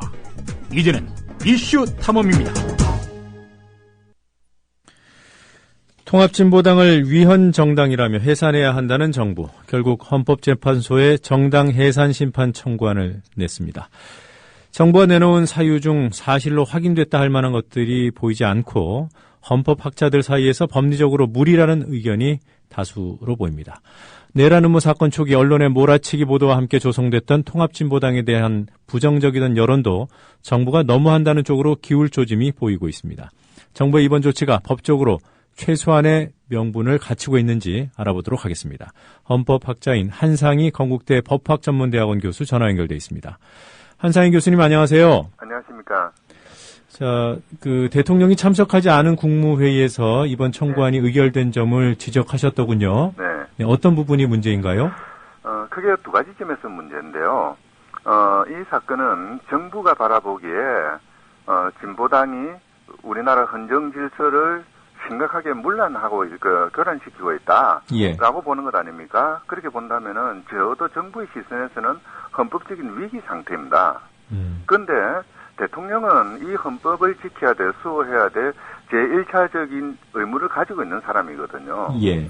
그럼에도 불구하고 대통령이 스스로 어떤 위헌 정당 제소 여부에 대해서 어떤 토의의 장을 마련하지 않고 외국에 나가 있고 그것도 전자결제로 처리하는 것, 이것은 어떻게 보면은 법적으로는 그렇지 않다 하더라도 최소한 정치적으로는 일종의 직무유기죠. 네. 그리고 두 번째 문제가 이 국무회의를 두고 있는 우리 헌법 정신입니다. 대통령은 자기 권한을 마음대로 행사할 수는 있습니다만은, 그러나 헌법은 내각제적인 요소를 도입을 해가지고 국무회의를 두고 이 국무회의에서 뭔가 중대한 국사 문제는 토론을 하게 만들었거든요. 이건 어떤 의미에서는 대통령의 권한을 견제하는 일종의 수직적인 권력 분립의 한 형태입니다. 예. 그래서 대통령이 어떤 결정을 할 때 강요들의 의견을 받아들이고 또 경우에 따라서는 강요들로 하여금 토론을 시킴으로써 자기의 의사를 변경할 수 있는 또는 생각을 보충할 수 있는 그런 기회를 가지라는 것이거든요. 네. 대통령이 독단적으로 결정하지 말고 더불어서 결정해라는 그런 헌법의 명령이죠. 그럼에도 불구하고 대통령이 이런 국무회의의 심의 과정에서 참석도 하지 않고 그냥 일사천리로 처리하는 것은 헌법이 예상하고 있는 대통령 권한 행사의 절차나 방법을 위반한 거라고 봐야 되겠죠. 네. 법적으로 문제가 없다 하더라도 헌법 정신에 어긋나는 부분이 분명히 있어 보이고, 그리고 또 정치적으로 이러한 평가가 가능하다, 이렇게 이해가 됩니다. 네. 자, 법무부가 밝힌 해산 청구 사유들 혹시 검토해 보셨나요? 네, 청구서는 아직 구할 수가 없어가지고, 네. 보도 자료를 중심으로 해서 봤었거든요. 네. 그 가운데 좀 그나마 이해가 된다거나 사실관계가 확인된 것이 있던가요? 제가 보기에는 사실 어떻게 보면은 위헌 정당 심판 청구를 하는 국제적인 기준이라고 할 만한 것들이 있거든요. 네. 그런 틀에서 비춰본다면은 거의 이유가 없는, 또는 어떻게 보면은 법무부의 편견에 기한 그런 제소라고 보여집니다. 네. 실제 위헌 정당 제소가 일어나는 경우가 세계적으로 예가 그렇게 많지 않습니다. 주로 이제 유럽에서 일어나는데요. 네. 50년대, 그러니까 지금부터 60년 전에 독일에서 2건이 있었고요. 그리고 이제 터키에서 25건이 있었고요. 네. 스페인에서 2건이 있었습니다. 스페인도 있었군요. 네. 네. 대체로 보면은 그 과정에서 일반적으로 받아들이고 있는 요건이 민주적 기본 질서를 항시적으로 파괴하려는 목적이 있어야 된다. 이 목적이 있어야 되고요. 그 다음에 이제 확정된 계획을 세워가지고 그것으로 정치 행위로 나아가야 된다. 네. 그 행위가 있어야 되고요. 그 다음에 이제 이런 것들을 증명하는 아주 높은 수준의 증거가 있어야 됩니다. 네. 대충 이제 그게 기본적인 요건이고요. 그에 덧붙여서 위협이 실질적인 위협이어야 되고요. 더 나아가서 이제 비례성을 진수해야 된다는 그런 몇 가지 요건을 제시하고 있는데요. 이런 요건들이 법무부에서 제시한 보도 자료에 나와 있는 어떤 심판 청구 이유라고 제시되어 있는 사유하고는 거의 맞지 않는 것으로 보여집니다. 네. 문제가 대부분의 사안들이 이유가 RO하고 연결이 되어 있는데요. 예. 근데 문제는 이 RO라는 그 조직의 존재에 대해서는 어느 누구도 지금 판단할 수 있는 그 상황이 되어 있지 않습니다. 지금 이석기 의원에 대한 그 내란 업무 사건, 그게 재판 중인데요. 네. 그 부분에 대해서도 검찰은 RO에 대한 공소를 하지 않았거든요. 오로지 이석기 의원이나 그 외 나머지 몇 명이 내란 업무를 했다라는 제소만 했지. 네. 반국가 단체를 조성했다든지 또는 이적 단체를 구성했다든지 이런 부분에 대해서는 공소 제기를 하지 않았거든요. 네. 이제 그러다 보니까 법원에서 RO에 대해서 판단할 수 있는 기회가 없습니다. 이제 물론 판단을 하더라도 그거는 이제 주변적인 사실관계로서 판단하겠죠. 네. 이제 이런 상황에서 RO를 진보당에 대한 위헌 정당 제소의 가장 핵심적인 이유로 삼고 있는 상황이거든요. 그러니까 사실관계가 확정되지 않은 것을 바탕으로 해서 위헌 정당 제소라는 가장 강력한 헌법적인 어떤 제재 조치를 지금 하고 있는 것이거든요. 네. 더더군다나 그 외 나머지 진보당의 강령이나 또는 관련된 자료들을 분석한 것도 대부분의 경우에는 해석이거나 또는 법무부의 관점이죠. 그게 사실로서 어떻게 보면은 진보당의 강령이 어떤 반국가적인 또는 민주적 기본 질서를 침해하는 그런 주장을 하고 있다라고 이야기하는 것은 없습니다. 네. 법무부가 해석하건대 또는 TF가 이렇게 분석해 보니까 이렇게 될 수도 있더라. 가능성을 가지고 지금 이야기를 하고 있거든요. 근데 이 세계적인 관점에서 본다면은 그런 가능성만으로 어떠한 정당을 위헌 정당으로 제소하는 것은 있을 수가 없는 일이죠. 지금도 말씀을 해 주셨습니다만 이 사안의 출발이 이석기 의원 내란 업무 사건 아니겠습니까? 네네. 그래서 이제 이석기 의원 사건에 대한 법원 판단을 보고 정부가 결핵 여부를 결정했어야 한다. 이런 의견들이 있는데 여기에 동의하시는 거군요. 최소한 사실관계 정도는 어느 정도까지는 확정이 돼야 되지 않느냐 싶은 생각을 하거든요. 네. 그게 왜 그러냐면은요. 기본적으로 출발점이 이석기 의원에 관련된 내란 업무 사건, 그게 출발점이었다는 점도 있고요. 또 하나가 헌법재판소에서 물론 불가능은 아닙니다만은 어쨌든 이 사실의 관계 조사를 하는 것이 지금까지 그렇게 많은 경우가 아니었거든요. 네. 헌법재판소가 거의 그런 것을 하지 않았습니다. 법리 판단을 주로 하는 거죠? 주로 이제 법리 판단을 하는 것이고요. 문제는 이제 뭐냐면은 이 사실관계를 판단할 때 적용되는 어떤 절차거든요. 예. 지금 이석기 의원 사건의 경우에는 형사소송법이 적용이 되는데요. 그래서 아주 엄격한 증거 법칙을 적용을 합니다. 네. 근데 만약에 이제 헌법재판소로 가게 되면은 헌법재판소 사실관계를 조사하게 되면은 민사소송법에 의하거든요. 네. 그러다 보니까 이 증거가 경우에 따라서는 왜곡될 수 있는 가능성이 있는 거죠. 이제 경우에 증거 법칙이 그렇게 철저하게 적용되는 건 아니거든요. 네, 그러다 보면은 형사 판단을 기다려 보겠다 이렇게 보시는 건가요? 그게 바람직하다고 생각합니다. 네. 근데 지금 정부의 청구가 근거도 미약하고 성급하지 않았냐 이렇게 판단하는 헌법학자들 중에서도요. 네. 이석기 의원 건은 형사 사건이고 네. 또 정당 해산은 헌법의 문제이기 때문에 네. 별개로 가도 된다 이런 원론적인 입장을 보이시던데요. 이론적으로야 별개로 가도 됩니다. 네. 그거는 전혀 다른 문제이기 때문에. 예. 그런데 이제 문제는 무엇이 사실인지 무엇이 진실인지를 밝혀야 된다는 것이 남아 있는 거죠. 네. 그런데 이제 이 무엇이 진실인가를 밝히기에는 가장 좋은 절차가 지금 현재 계류 중인 이석기 의원의 형사재판 사건이죠. 네. 그래서 그러니까 이 사건은 우리 헌정 질서에서 유일한 사건이었거든요.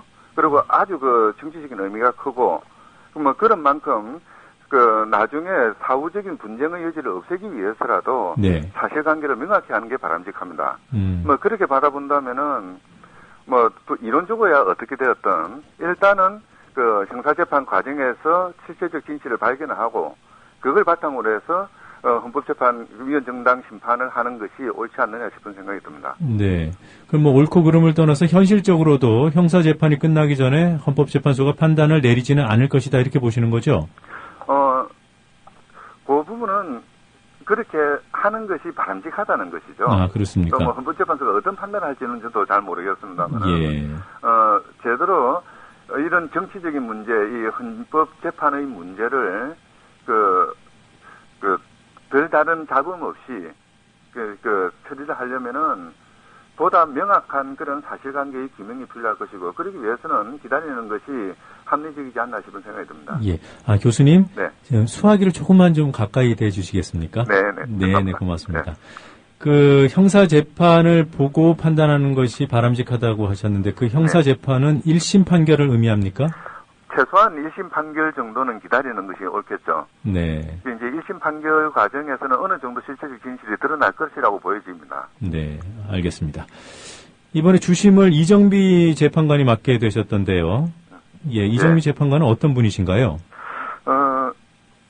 뭐 자세하게는 모르겠습니다만은 과거 이용훈 전 대법원장이 지명한 분으로 알고 있습니다. 네. 그동안 법조계 쪽에서는 상당히 진보적인 그런 성향을 가진 분이라고 듣고 있거든요. 네. 그리고 실제 중요한 어떤 사건들에서는 좀 진보적인 의견들을 많이 내놨던 재판관이죠. 네. 뭐 광노현 전 교육감 관련 사건에서 사후 매수죄를 위헌으로 판단하신 분이기도 하죠. 네.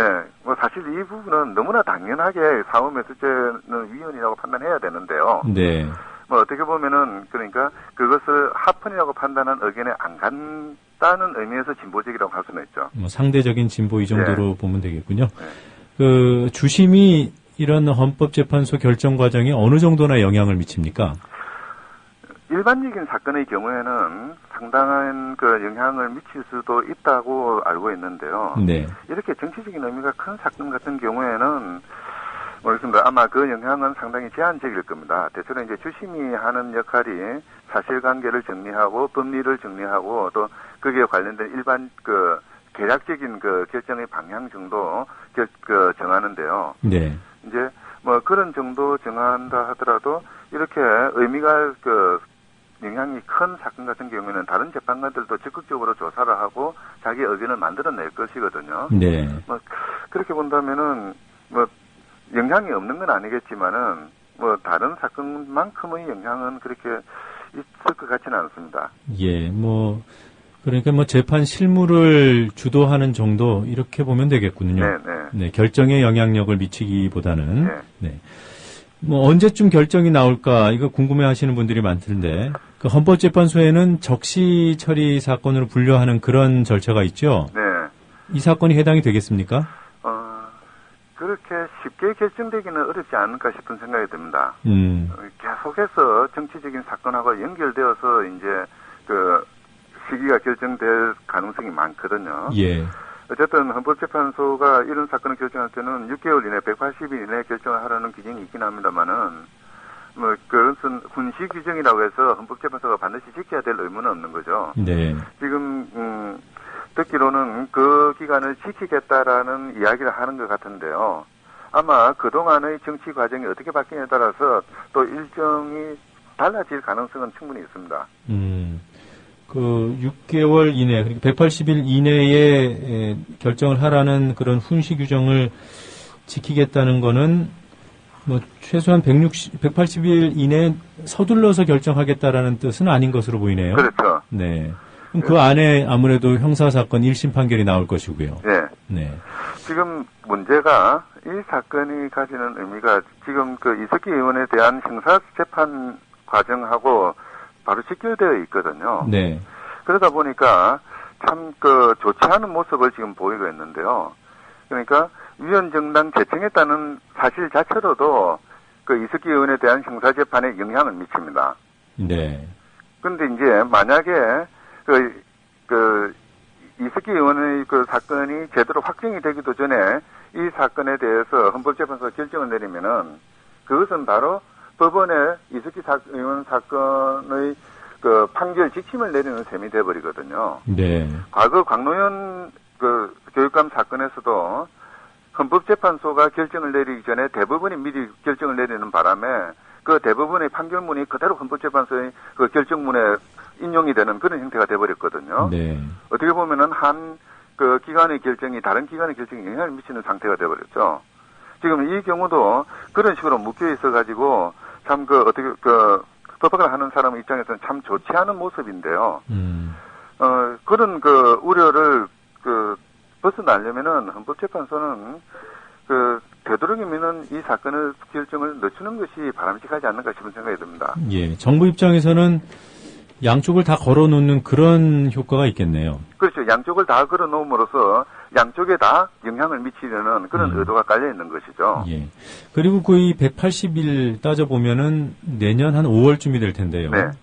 지방선거 직전 아닙니까? 그래서 일각에서는 이 사건의 결과를 가지고 지방선거에 이용하겠다는 의도가 깔려 있는 것이 아니냐. 네. 뭐 그런 음모론적인 이야기를 하고 있는데요. 헌법재판소는 그런 음모론으로부터 좀 자유로울 수 있는 자율적인 그런 결정을 해야 될 필요가 있습니다. 자신의 결정이 경우에 따라서는 상당히 큰 정치적인 파장을 불러일으킬 수 있거든요.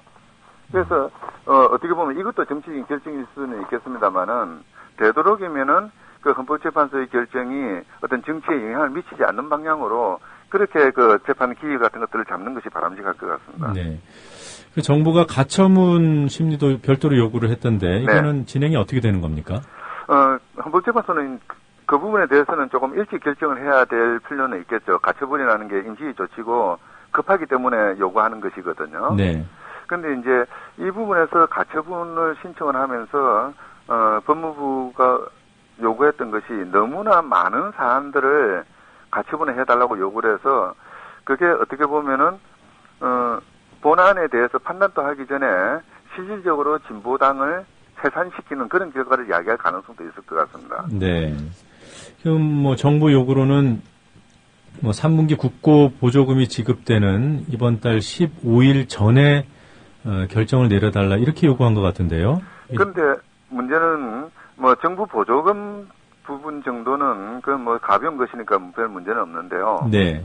그러니까 당원의 가입이라든지 탈당이라든지 실질적인 정당의 운영 자체를 완전히 정지시키는 그런 요청을 하고 있거든요. 근데 일부만 수용을 하고 일부는 기각할 수도 있잖아요. 예, 그거는 당연하죠. 그래서 헌법재판소가 가처분을 한다 하더라도 아직까지는 실체적인 진실이 지금 드러나지 않았기 때문에 네. 가능하면은 진보당의 기능이 유지되는 방향으로 그렇게 가처분 결정을 내리는 것이 바람직할 것 같습니다. 네, 이렇게 재판을 놓고 이렇게 예상해도 제가 되는지 모르겠습니다. 제가 문외한이라. 근데 혹시 이런 것도 가능한 건가요? 정당의 기능은 그대로 유지하되 가처분으로서 국고 보조금 지급은 일시 중지시킨다. 네, 그건 얼마든지 가능하겠죠. 그래요. 네, 알겠습니다. 새누리당이 추진하는 여러 관련 입법들 가운데요.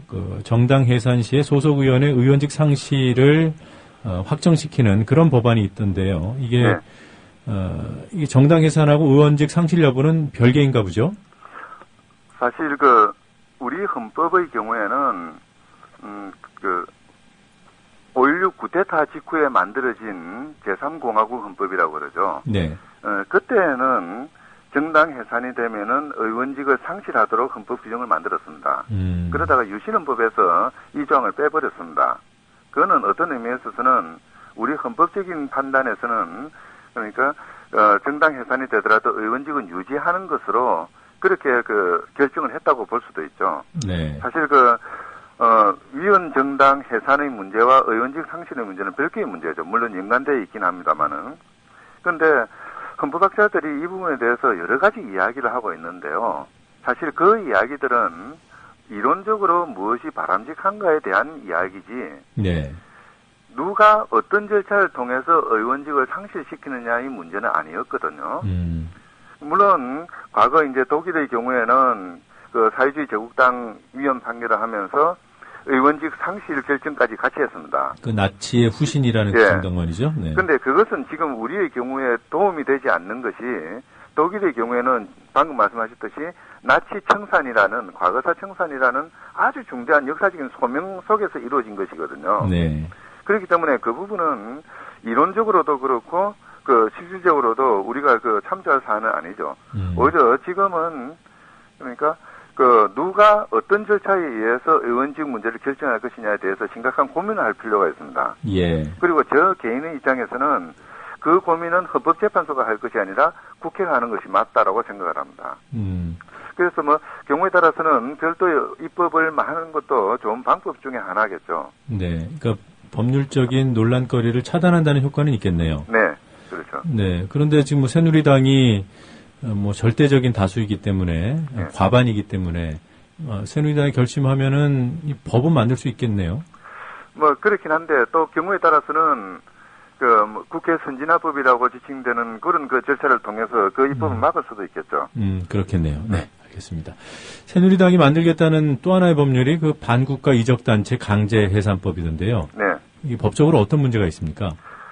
그 부분은 우리 헌법 21조에서는 결사의 자유를 보호하고 있고요. 보장하고 있고, 이제 일반 국민들은 자기들이 원하는 그 단체들을 얼마든지 만들고 활동을 할 수 있는데, 사실 그 반국가 단체라는 어떤 그 표지를 가지고 정부가 그 국민들의 그 결사의 자유라든지 또는 단체 결성의 자유 같은데 깊숙이 개입하는 것은 결코 바람직하지는 않습니다. 일종의 예비 단속에 비슷한 그런 폐해를 야기할 수가 있거든요. 예. 필요하다면은, 그러니까 범죄단체 구성제라든지, 형법에서 얼마든지 그것을 통제할 수 있는 그런 틀이 있습니다. 그럼에도 불구하고 어떤 국민의 결사의 자유를 국가가 함부로 침해하는 이런 부분을 만드는 것은 바람직하지는 않죠. 예. 새누리당이 이 시민단체, 일반 단체들을 대상으로 한 강제해산법을 어떻게 요건을 만들지는 아직 드러난 게 없습니다만, 과거에 추진했던 유사한 법률안을 보면은 법원이 반국가 단체나 이적 단체로 판단한 경우에 한해서 해산하는 것으로 그렇게 돼 있던데. 그거는 동어반복이죠. 법원이 반국가 단체로 판단하면 그거는 당연히 그 관련된 사람들은 처벌을 받게 되거든요. 네. 그리고 그 활동을 계속하면 계속해서 처벌을 받는 거죠. 그렇다면은 그 조직의 존재라는 것은 유명무실해지는데 이런 부분에 대해서 다시 또 법을 만들어가지고 규율하는 것은 어떤 의미에서는 이중규제이자 동시에 국가의 권한을 너무 강력하게 부여해주는 그런 의미가 있는 거죠. 예, 잘 알겠습니다. 오늘 길게 인터뷰해 주셔서 고맙습니다. 네. 예, 지금까지 건국대 법학전문대학원 한상희 교수였습니다. 오늘의 의문. 박근혜 대통령은 왜 통합진보당을 못 잡아먹어서 안달일까? 박근혜 후보께서 권력형 비리 근절 말씀하시는데 솔직히 말씀드려서 평생 권력형 비리, 작물로 월급 받고 지위 유지하면서 살아오신 분께서 말씀하시니까 솔직히 저는 잘 믿기진 않습니다. 전두환 정권이 박정희 전 대통령이 쓰던 돈이라면서 박근혜 후보에게 6억 원 줬다고 스스로 받았다고 하셨잖아요. 당시 음마 아파트 30채 살 수 있는 돈이었다는 거 아닙니까? 이 돈 어디서 나왔습니까? 박정희 유신 정권이 재벌한테서 받은 돈 그거 아닙니까? 박근혜 후보가 이사장이었던 정수장학회, 박정희 전 대통령이 국가재건 최고회의 동원해서 김지태 씨 협박해서 뜯어낸 작물 아닙니까? 박정희 전 대통령이 영남대 빼앗았고 박근혜 후보가 물려받아서 28살 때 이사장 하셨잖아요. 지금까지 친인척 비리 없었던 대통령 없었습니다. 전두환 본인 형님 모두 감옥 갔고 노태우 본인이 갔고 김대중 전 대통령 아들 감옥 갔고 노무현 전 대통령 시절 그조차 형님이 감옥 갔습니다. 이명박 대통령 형님 감옥 갔고 온 가족 비리 연루됐습니다. 이제 이런 일 되풀이하지 말아야죠. 새누리당 비리 굉장히 많은데 저지르면 다 박근혜 후보 지지율 지키느라고 다 꼬리 자르게 하잖아요. 외교의 기본은 나라의 주권을 지키는 것입니다. 충성혈서를 써서 일본군 장교가 된 다카키 마사오. 누군지 아실 겁니다. 한국 이름 박정희. 해방되자 군사 쿠데타로 집권하고는 4대 매국 한일협정 밀어붙인 장본인입니다. 좌경 용공으로부터 나라 지킨다면서 유신독재, 철권 휘둘렀습니다. 뿌리는 속일 수 없습니다. 친일과 독재의 후예인 박근혜 후보와 새누리당이 1년 전 한미 FTA 날치기에서 경제주권 팔아넘겼습니다. 대대로 나라 주권 팔아먹는 이들이야말로 애국가 부를 자격도 없는 사람들입니다. 날치기 한 뒤에 애국가 부르면 용서됩니까? 한미 FTA 날치기에 동참한 사람은 국정 책임지겠다고 해서는 안 됩니다. 경제주권 포기하고 무슨 염치로 헌법 준수하고 국가를 보위하겠다는 취임 선서할 수 있습니까? 고위층부터 세금을 제대로 내는 것이 적극적인 복지 확대를 위해서 정말 중요하다고 보는데요. 지난 토론에서 박 후보께서 전두환 정권으로부터 6억 원을 받았다고 시인을 하셨는데 비자금 아닙니까? 전형적인 지하경제죠. 서민들은 로또 3등 150만 원만 당첨이 돼도 소득세, 주민세 다 냅니다. 박근혜 후보는 당시에 음마아파트 30채 값, 지금 시가로 300억 원인데 받으면서 그때 상속세든 증여세든 내셨습니까? 대통령이 세금 내지 않으면서 세금 국민들에게 내달라고 요청드릴 수 없는 겁니다. 정말 대통령 되시려고 하시는 분이면 세금만큼은 깔끔하게 난 정말 다 냈다 이렇게 하실 수 있어야 된다는 거예요. 제가 지난번하고 똑같은 질문 드린 게 아니고 다른 질문입니다. 정확히 기억하셔야 되는데 그때는 사회 환원 약속하셨고 저는 세금 내셨냐 이걸 여쭤본 건데 전파 낭비는 지금 박근혜 후보께서 하신 거죠. 그때 제가 분명히 말씀드렸잖아요. 기억하시면 된다. 박근혜 후보 떨어뜨리러 나왔다. 떨어뜨릴 거다. 이렇게 말씀드렸습니다. 네, 전파 낭비를 하신 거는 거예요? 굉장히 중요한 문제라고 그거는 생각하고요. 지금 바로 코앞에 닥친 문제입니다. 네. 우리 이정희 후보께서는 오늘 아주 작정을 하고 네거티브를 어떻게든지 해서 이 박근혜라는 사람을 어떻게든지 이번에 좀 내려앉혀야 되겠다고 작정을 하고 나오신 것 같아요. 박근혜 대통령의 심경을 담은 노래. 왜 너는 나를 만나서 왜 나를 아프게만 해 네가 날 상처준 만큼 다시 돌려줄 거야 나쁜 여자라고 하지마 용서 못해. 새누리당이 요구하고 법무부가 결행하고 박근혜 대통령이 제가한 통합진보당 해산작전. 그 정치적 배경으로 두 가지를 짚어볼 수 있습니다. 우선 국가기관 대선 개입 사건이 지난 대선의 정통성을 흔들고 박근혜 정부를 압박하자 국민 시선을 돌릴 만한 충격적인 사건이 필요했을 것이라는 시각이 있습니다. 또 다른 시각은 조금 전 뉴스의 재구성에서 들으신 대로 통합진보당 이정희 대표가 지난 대선 때 당시 박근혜 후보를 몰아붙인 데 대한 보복의 성격으로 보는 겁니다. 여러분들 생각은 어떠십니까? 배경이 어떻든 통합진보당은 당의 사활을 걸어야 하는 상황을 맞고 있습니다. 삭발 단식 투쟁에 나선 통합진보당 김재현 의원 만나보겠습니다. 김 의원님 안녕하세요. 네, 안녕하세요. 자, 소속 의원 모두가 삭발을 하신 거죠? 예. 단식도 지금 시작이 된 건가요? 네, 어제부터 무기한으로 시작했습니다. 네. 저 거리에서 이틀 동안 시민들을 통합진보당이 만나지 않았습니까? 예. 반응들이 어떻던가요? 일단 많이 놀라셨기 때문에 전혀 예상을 하지 못했다는 분들이 대부분이셨고, 네. 이 당원들이나 또 공직자들에게 주민들의 전화도 쇄도를 했고요. 무엇보다도 상황은 어떻게 이 나라에서 이런 일이 일어날 수가 있느냐, 믿어지지가 않는다. 네. 이러다가 나라가 어떻게 되는 거 아니냐, 이런 반응들이 대부분이셨습니다. 예. 저 의원님 그 소화기를 조금만 입에 가까이 대주시면 고맙겠습니다. 예. 네. 정부는 여론이 그 통합진보당 해산을 지지하고 있다는 점을 강조하던데요. 여론이 그렇다는 점 수긍하시나요? 정부에서 제시하고 있는 여론조사 결과의 공정성에 대해서는 차치하고서라도 예. 여론이 지지를 하면 정당을 해산하는 것이 합당하고 그렇지 않으면 정당 해산이 어렵겠다 이런 식의 근거를 대는 것 자체가 완전히 코미디고요. 그러면 지금까지 역대 정권들에서는 그 정권에 대한 국민들의 지지가 높으면 괜찮지만 아니면 대통령이 사퇴를 해야 된다거나 이렇게 논리가 되는 건데 여론을 대서 헌법에도 나와 있지 않은 그런 정당 해산 부분을 여론을 통해서 한다는 것 자체가 발상이 말이 안 된다고 보고 가장 확실한 여론 결과는 선거죠. 네. 선거를 통해서 2%가 넘지 않으면 정당은 자동으로 등록 취소가 돼서 해산이 되게 되어 있습니다. 예. 그런데 지난 10월 30일 바로 불과 얼마 전에 화성갑 선거의 경우 후보자가 이른바 내란음모 사건에 휘말려서 압수수색까지 당하는 상황이었는데도 8.2%를 얻었단 말이죠. 네. 그래서 지금까지 민주노동당과 통합진보당에 대해서 이 표를 찍어서 지지 의견을 보내주셨던 분들, 이런 분들까지도 전부 다 반국가적인 종북 세력으로 모는 것이 아닌가 싶어서 이런 류의 여론 결과를 선거를 통한 국민 의사를 확인하는 것에 우선해서 얘기하는 것 자체가 이제는 더 이상 거론되지 않아야 되는 거라고 생각합니다. 예. 자, 이건 통합진보당만의 문제는 아니다. 이정희 대표가 한 말이죠. 예, 실제로 새누리당이 반국가 이적단체 강제해산법, 그러니까 시민단체들까지도 강제로 해산할 수 있는 법안을 추진한다고 하던데요. 네네. 만나보신 시민단체들 이런 점에, 이런 위기감에 공감하고 있던가요?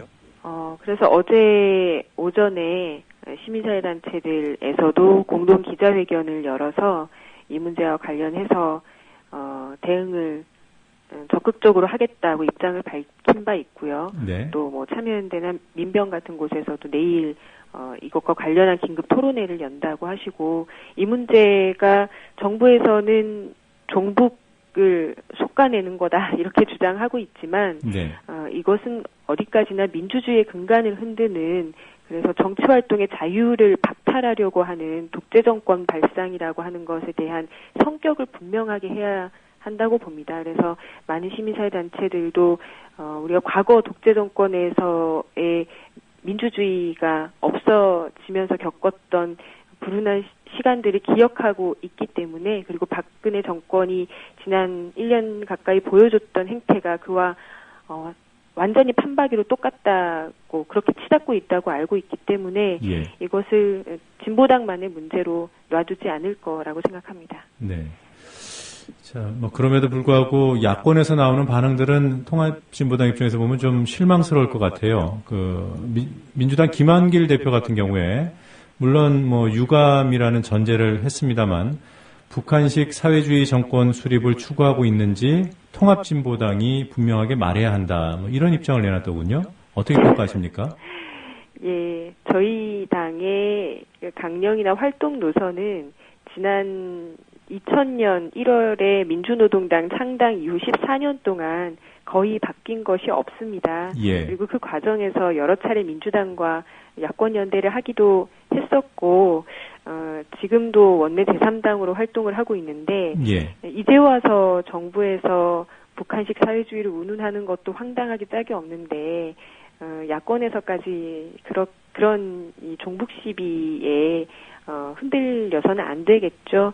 아까도 말씀드렸다시피 이것은 어디까지나 민주주의에 대한 문제인 것이지 종북을 이야기하는 이 정권의 계략에 휘말려서는 안 된다고 생각합니다. 그것이야말로 박근혜 정권, 새누리당 정권이 이 상황을 계속 이어나가서 네. 영구 집권, 장기 집권 플랜을 짜고 있는데 거기에 함정에 빠져드는 거라고 생각하기 때문에 이 상황에 이 프로젝트에 순순히 응하면 그 다음 순서는 다른 야당들이 되는 것이고, 또 그 다음에는 이 나라의 민주주의가 완전히 박멸하게 되는, 사멸하게 되는 그런 수순에 달아든다고 생각하기 때문에 예. 민주주의를 지키는 관점에서 정당 정치활동의 자유를 완전히 앗아가는 야당 탄압의 관점에서 함께 나서주실 거라고 그렇게 호소드리는 거고요. 네. 실제로 어제부터 저희가 국회 안에서 단식을 그리고 삭발 농성을 시작을 했을 때는 이 국회에서 만나뵀던 많은 의원들께서 같은 마음으로 공감을 해주고 계셨습니다. 네. 지금 어쨌든 간에 어제 이상규 의원께서 이 시간에 인터뷰를 하셨고요. 지금 김 의원도 같은 맥락인 것 같은데, 이 북한식 사회주의 정권 수립을 추구하는 것이 아니라는 점을 네, 결과적으로 아닙니다. 말씀하신 거잖아요. 이제 네. 민주당 지도부가 말을 해야 될 차례가 아닌가 싶습니다. 예, 맞습니다. 안철수 의원도요, 헌재 판단을 기다리자 이런 입장이던데요. 좀 더 적극적인 입장 변화를 이끌어낼 수 있겠습니까?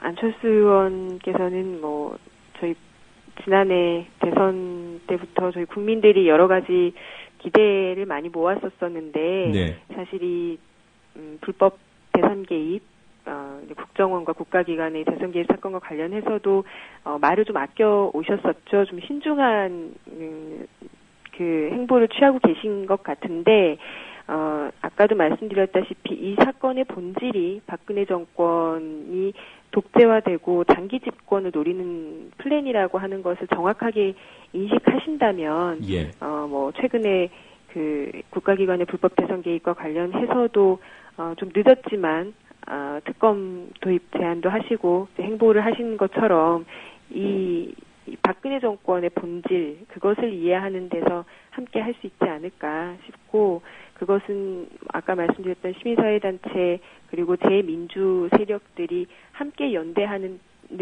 이 싸움의 틀을 잘 다잡는 것에서 이루어질 수 있지 않을까 싶습니다. 예. 좀 더 구체적으로요. 그 새누리당이 이석기 의원 제적을 본격적으로 추진하겠다 하지 않았습니까? 예. 민주당이 동조를 하지 않으면 뭐 의회 의석 분포상 불가능한 일인데요. 민주당이 지난 체포동의안 처리 때처럼 동의를 할 것으로 봅니까? 어떻습니까? 일단 지난해 그 이석기 의원과 그리고 저도 연루가 됐었던 의원 자격심사 안 발의 이후에 일단 의원 자격심사안 발의는 민주당이 함께 했습니다. 네. 그리고 그것이 지금 1년 넘게 통과가 되고 있지 않은 상황이죠. 그리고 뭐 의원직 제명과 관련해서도 계속해서 새누리당에서 요구를 하고 있지만 처리는 되고 있지 않은 상황입니다. 예. 그래서 이런 일련의 상황들이 새누리당이 세게 흔들고 거기에 대해서 야권이 일정하게 끌려가고 있는, 하지만 이것이 이성적으로 옳지 않다는 것에 대해서는 모두가 공감하고 있는 이런 상황들이 안타깝고요. 무엇보다도 이 상황을 가장 중요하게 우리가 만들어야 될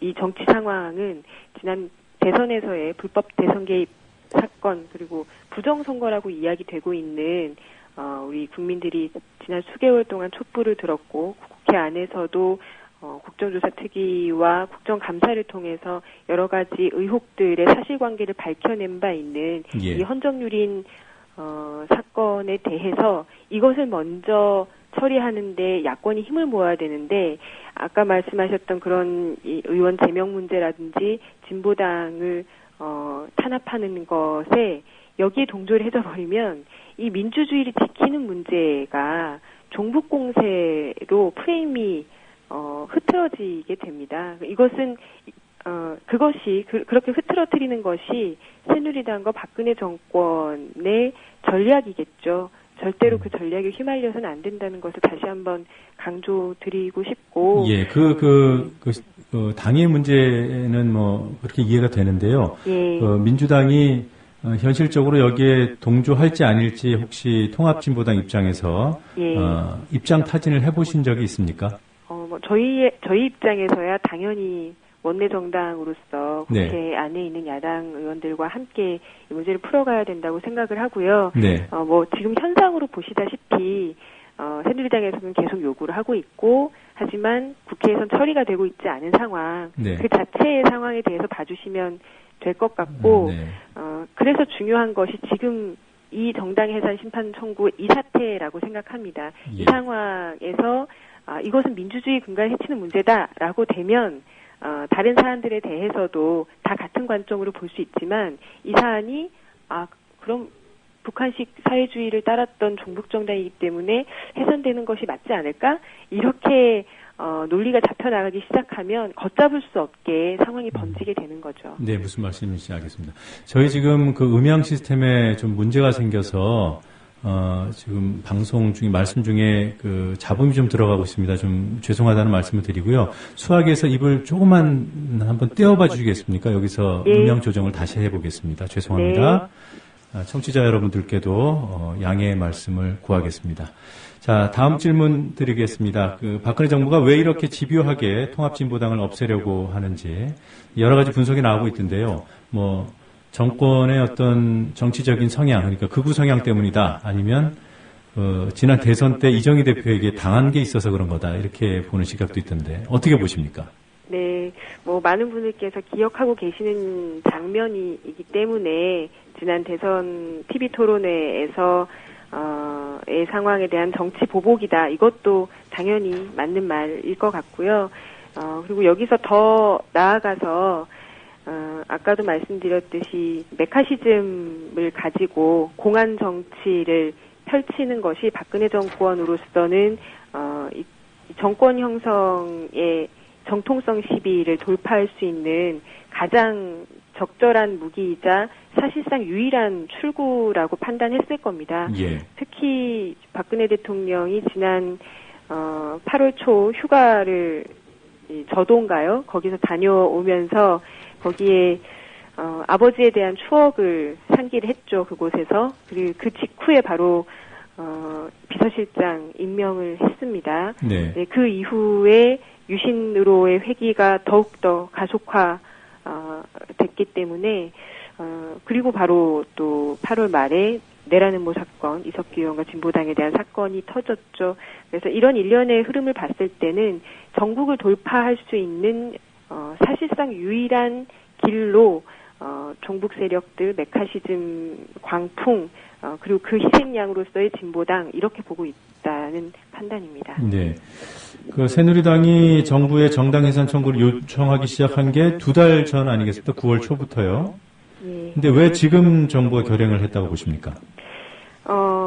사실 준비가 많이 필요했다라고 하는 말을 저희는 믿지 않습니다. 네.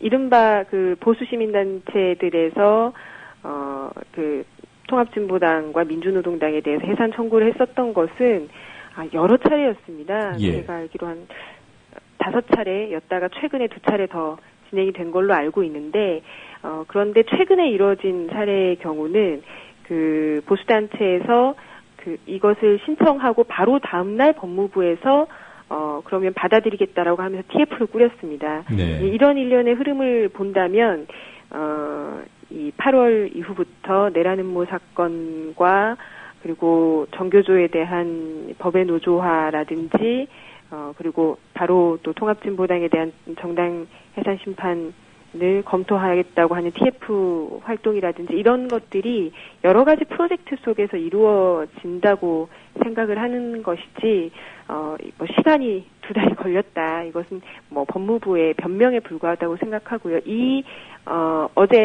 엊그저께 아침에 이것이 국무회의에서 통과된 상황만 놓고 보더라도 일반적이라고 하면 차관회의에서 안건 상정이 먼저 돼야 되는 것인데 그렇죠. 그런 절차가 모두 생략이 되면서 대통령이 해외에 나가 있을 때 사실상 이건 날치기죠. 이렇게 통과가 된 것 자체가 사실은 아주 정상적이지 않은 그리고 시기를 저울질한 것이라고 보고 그것이 국정감사 직후에 이 새로운 전국 돌파를 위한 박근혜 정권과 새누리당의 계획이었다. 국정감사 기간 내내 불법 대선 개입 부정선거 시비에서 자유롭지 못했던 상황을 돌파하기 위한 거였다. 이렇게 보고 있습니다. 또 한 가지 더 말씀드리면 예. 이게 헌재 판결이 6개월이라고 얘기를 하고 있는데 이 6개월 후에 6개월이 되기 전에 지방선거와 관련한 이 일정들이 펼쳐지게 되는 거죠. 예. 이렇게 되면 진보당에서는 지방선거를 치를 수 없게 하겠다는 의도와 더불어서 철저하게 야권에서 지난해 대선도 마찬가지였지만 야권의 힘을 무너뜨려서 지방선거에서 새누리당이 득을 보겠다라고 하는 계산도 깔려 있다고 봅니다. 예, 알겠습니다. 오늘 시간이 다 돼서 여기까지 듣도록 하겠습니다. 각종 회의에 또 농성에 바쁘실 텐데 인터뷰 응해 주셔서 고맙습니다. 네, 고맙습니다. 지금까지 통합진보당 김재현 의원이었습니다.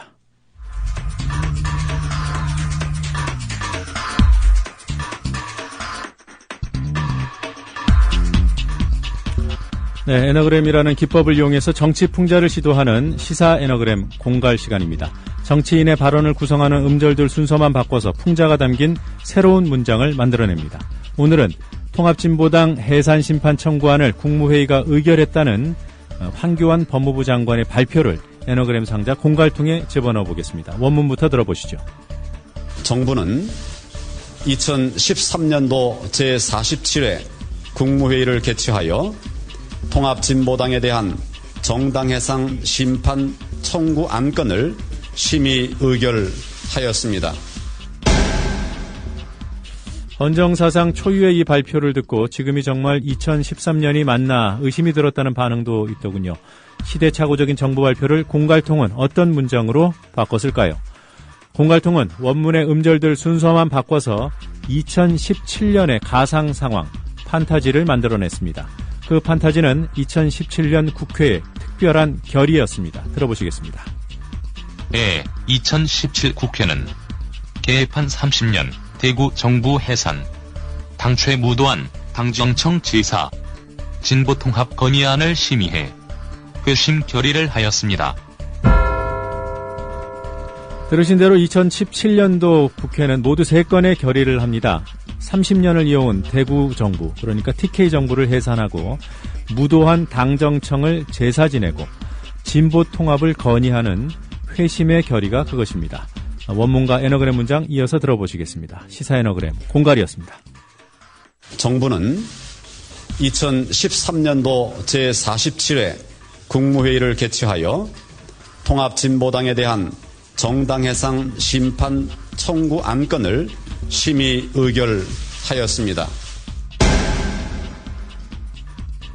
2017 국회는 개판 30년 대구 정부 해산, 당최 무도한 당정청 지사, 진보통합 건의안을 심의해 회심 결의를 하였습니다.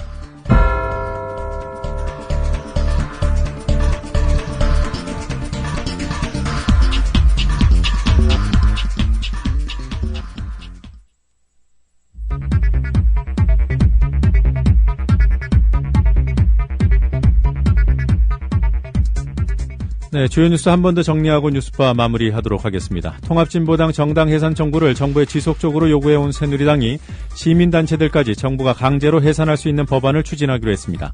새누리당은 2달 전 제출한 이석기 의원 제명안 처리에도 속도를 내기로 했습니다. 통합진보당 해산심판 청구안을 다룰 헌법재판소 주심으로 이정미 재판관이 선정됐습니다. 이정미 재판관은 광노현 전 서울시 교육감 사건에 적용된 사후 매수죄에 대해 위헌 의견을 냈던 인물입니다. 통합진보당 소속 의원 5명 전원이 삭발을 하고 국회 본청 앞에서 단식 농성에 들어갔습니다. 외부 연대와 장외투쟁은 원외인 이정희 대표를 중심으로 추진하고 오는 9일 전국 노동자 대회에도 적극적으로 참여하기로 했습니다.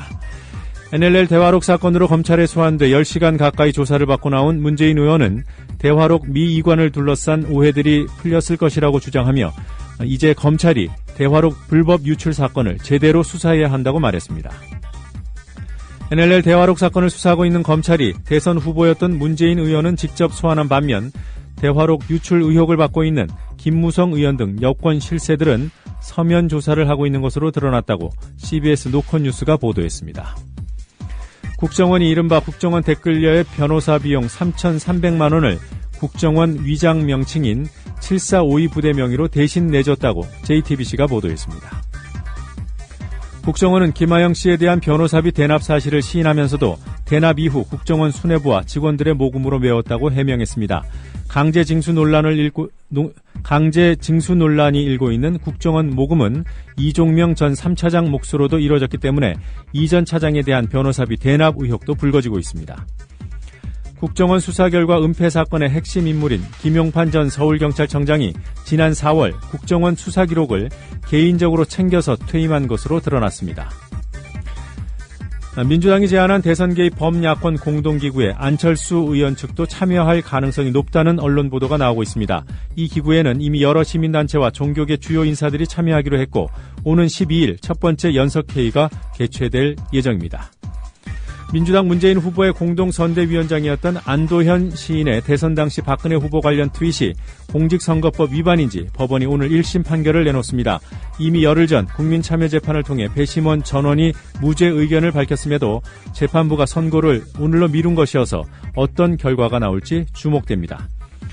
수능이 치러지는 오늘 수능 한파 대신에 수능 먼지가 찾아왔습니다. 기상청은 중국 스모그의 영향으로 미세먼지 농도가 짙어지고 있으며 황사까지 겹칠 것이라고 예보했습니다. 간추린 뉴스였습니다.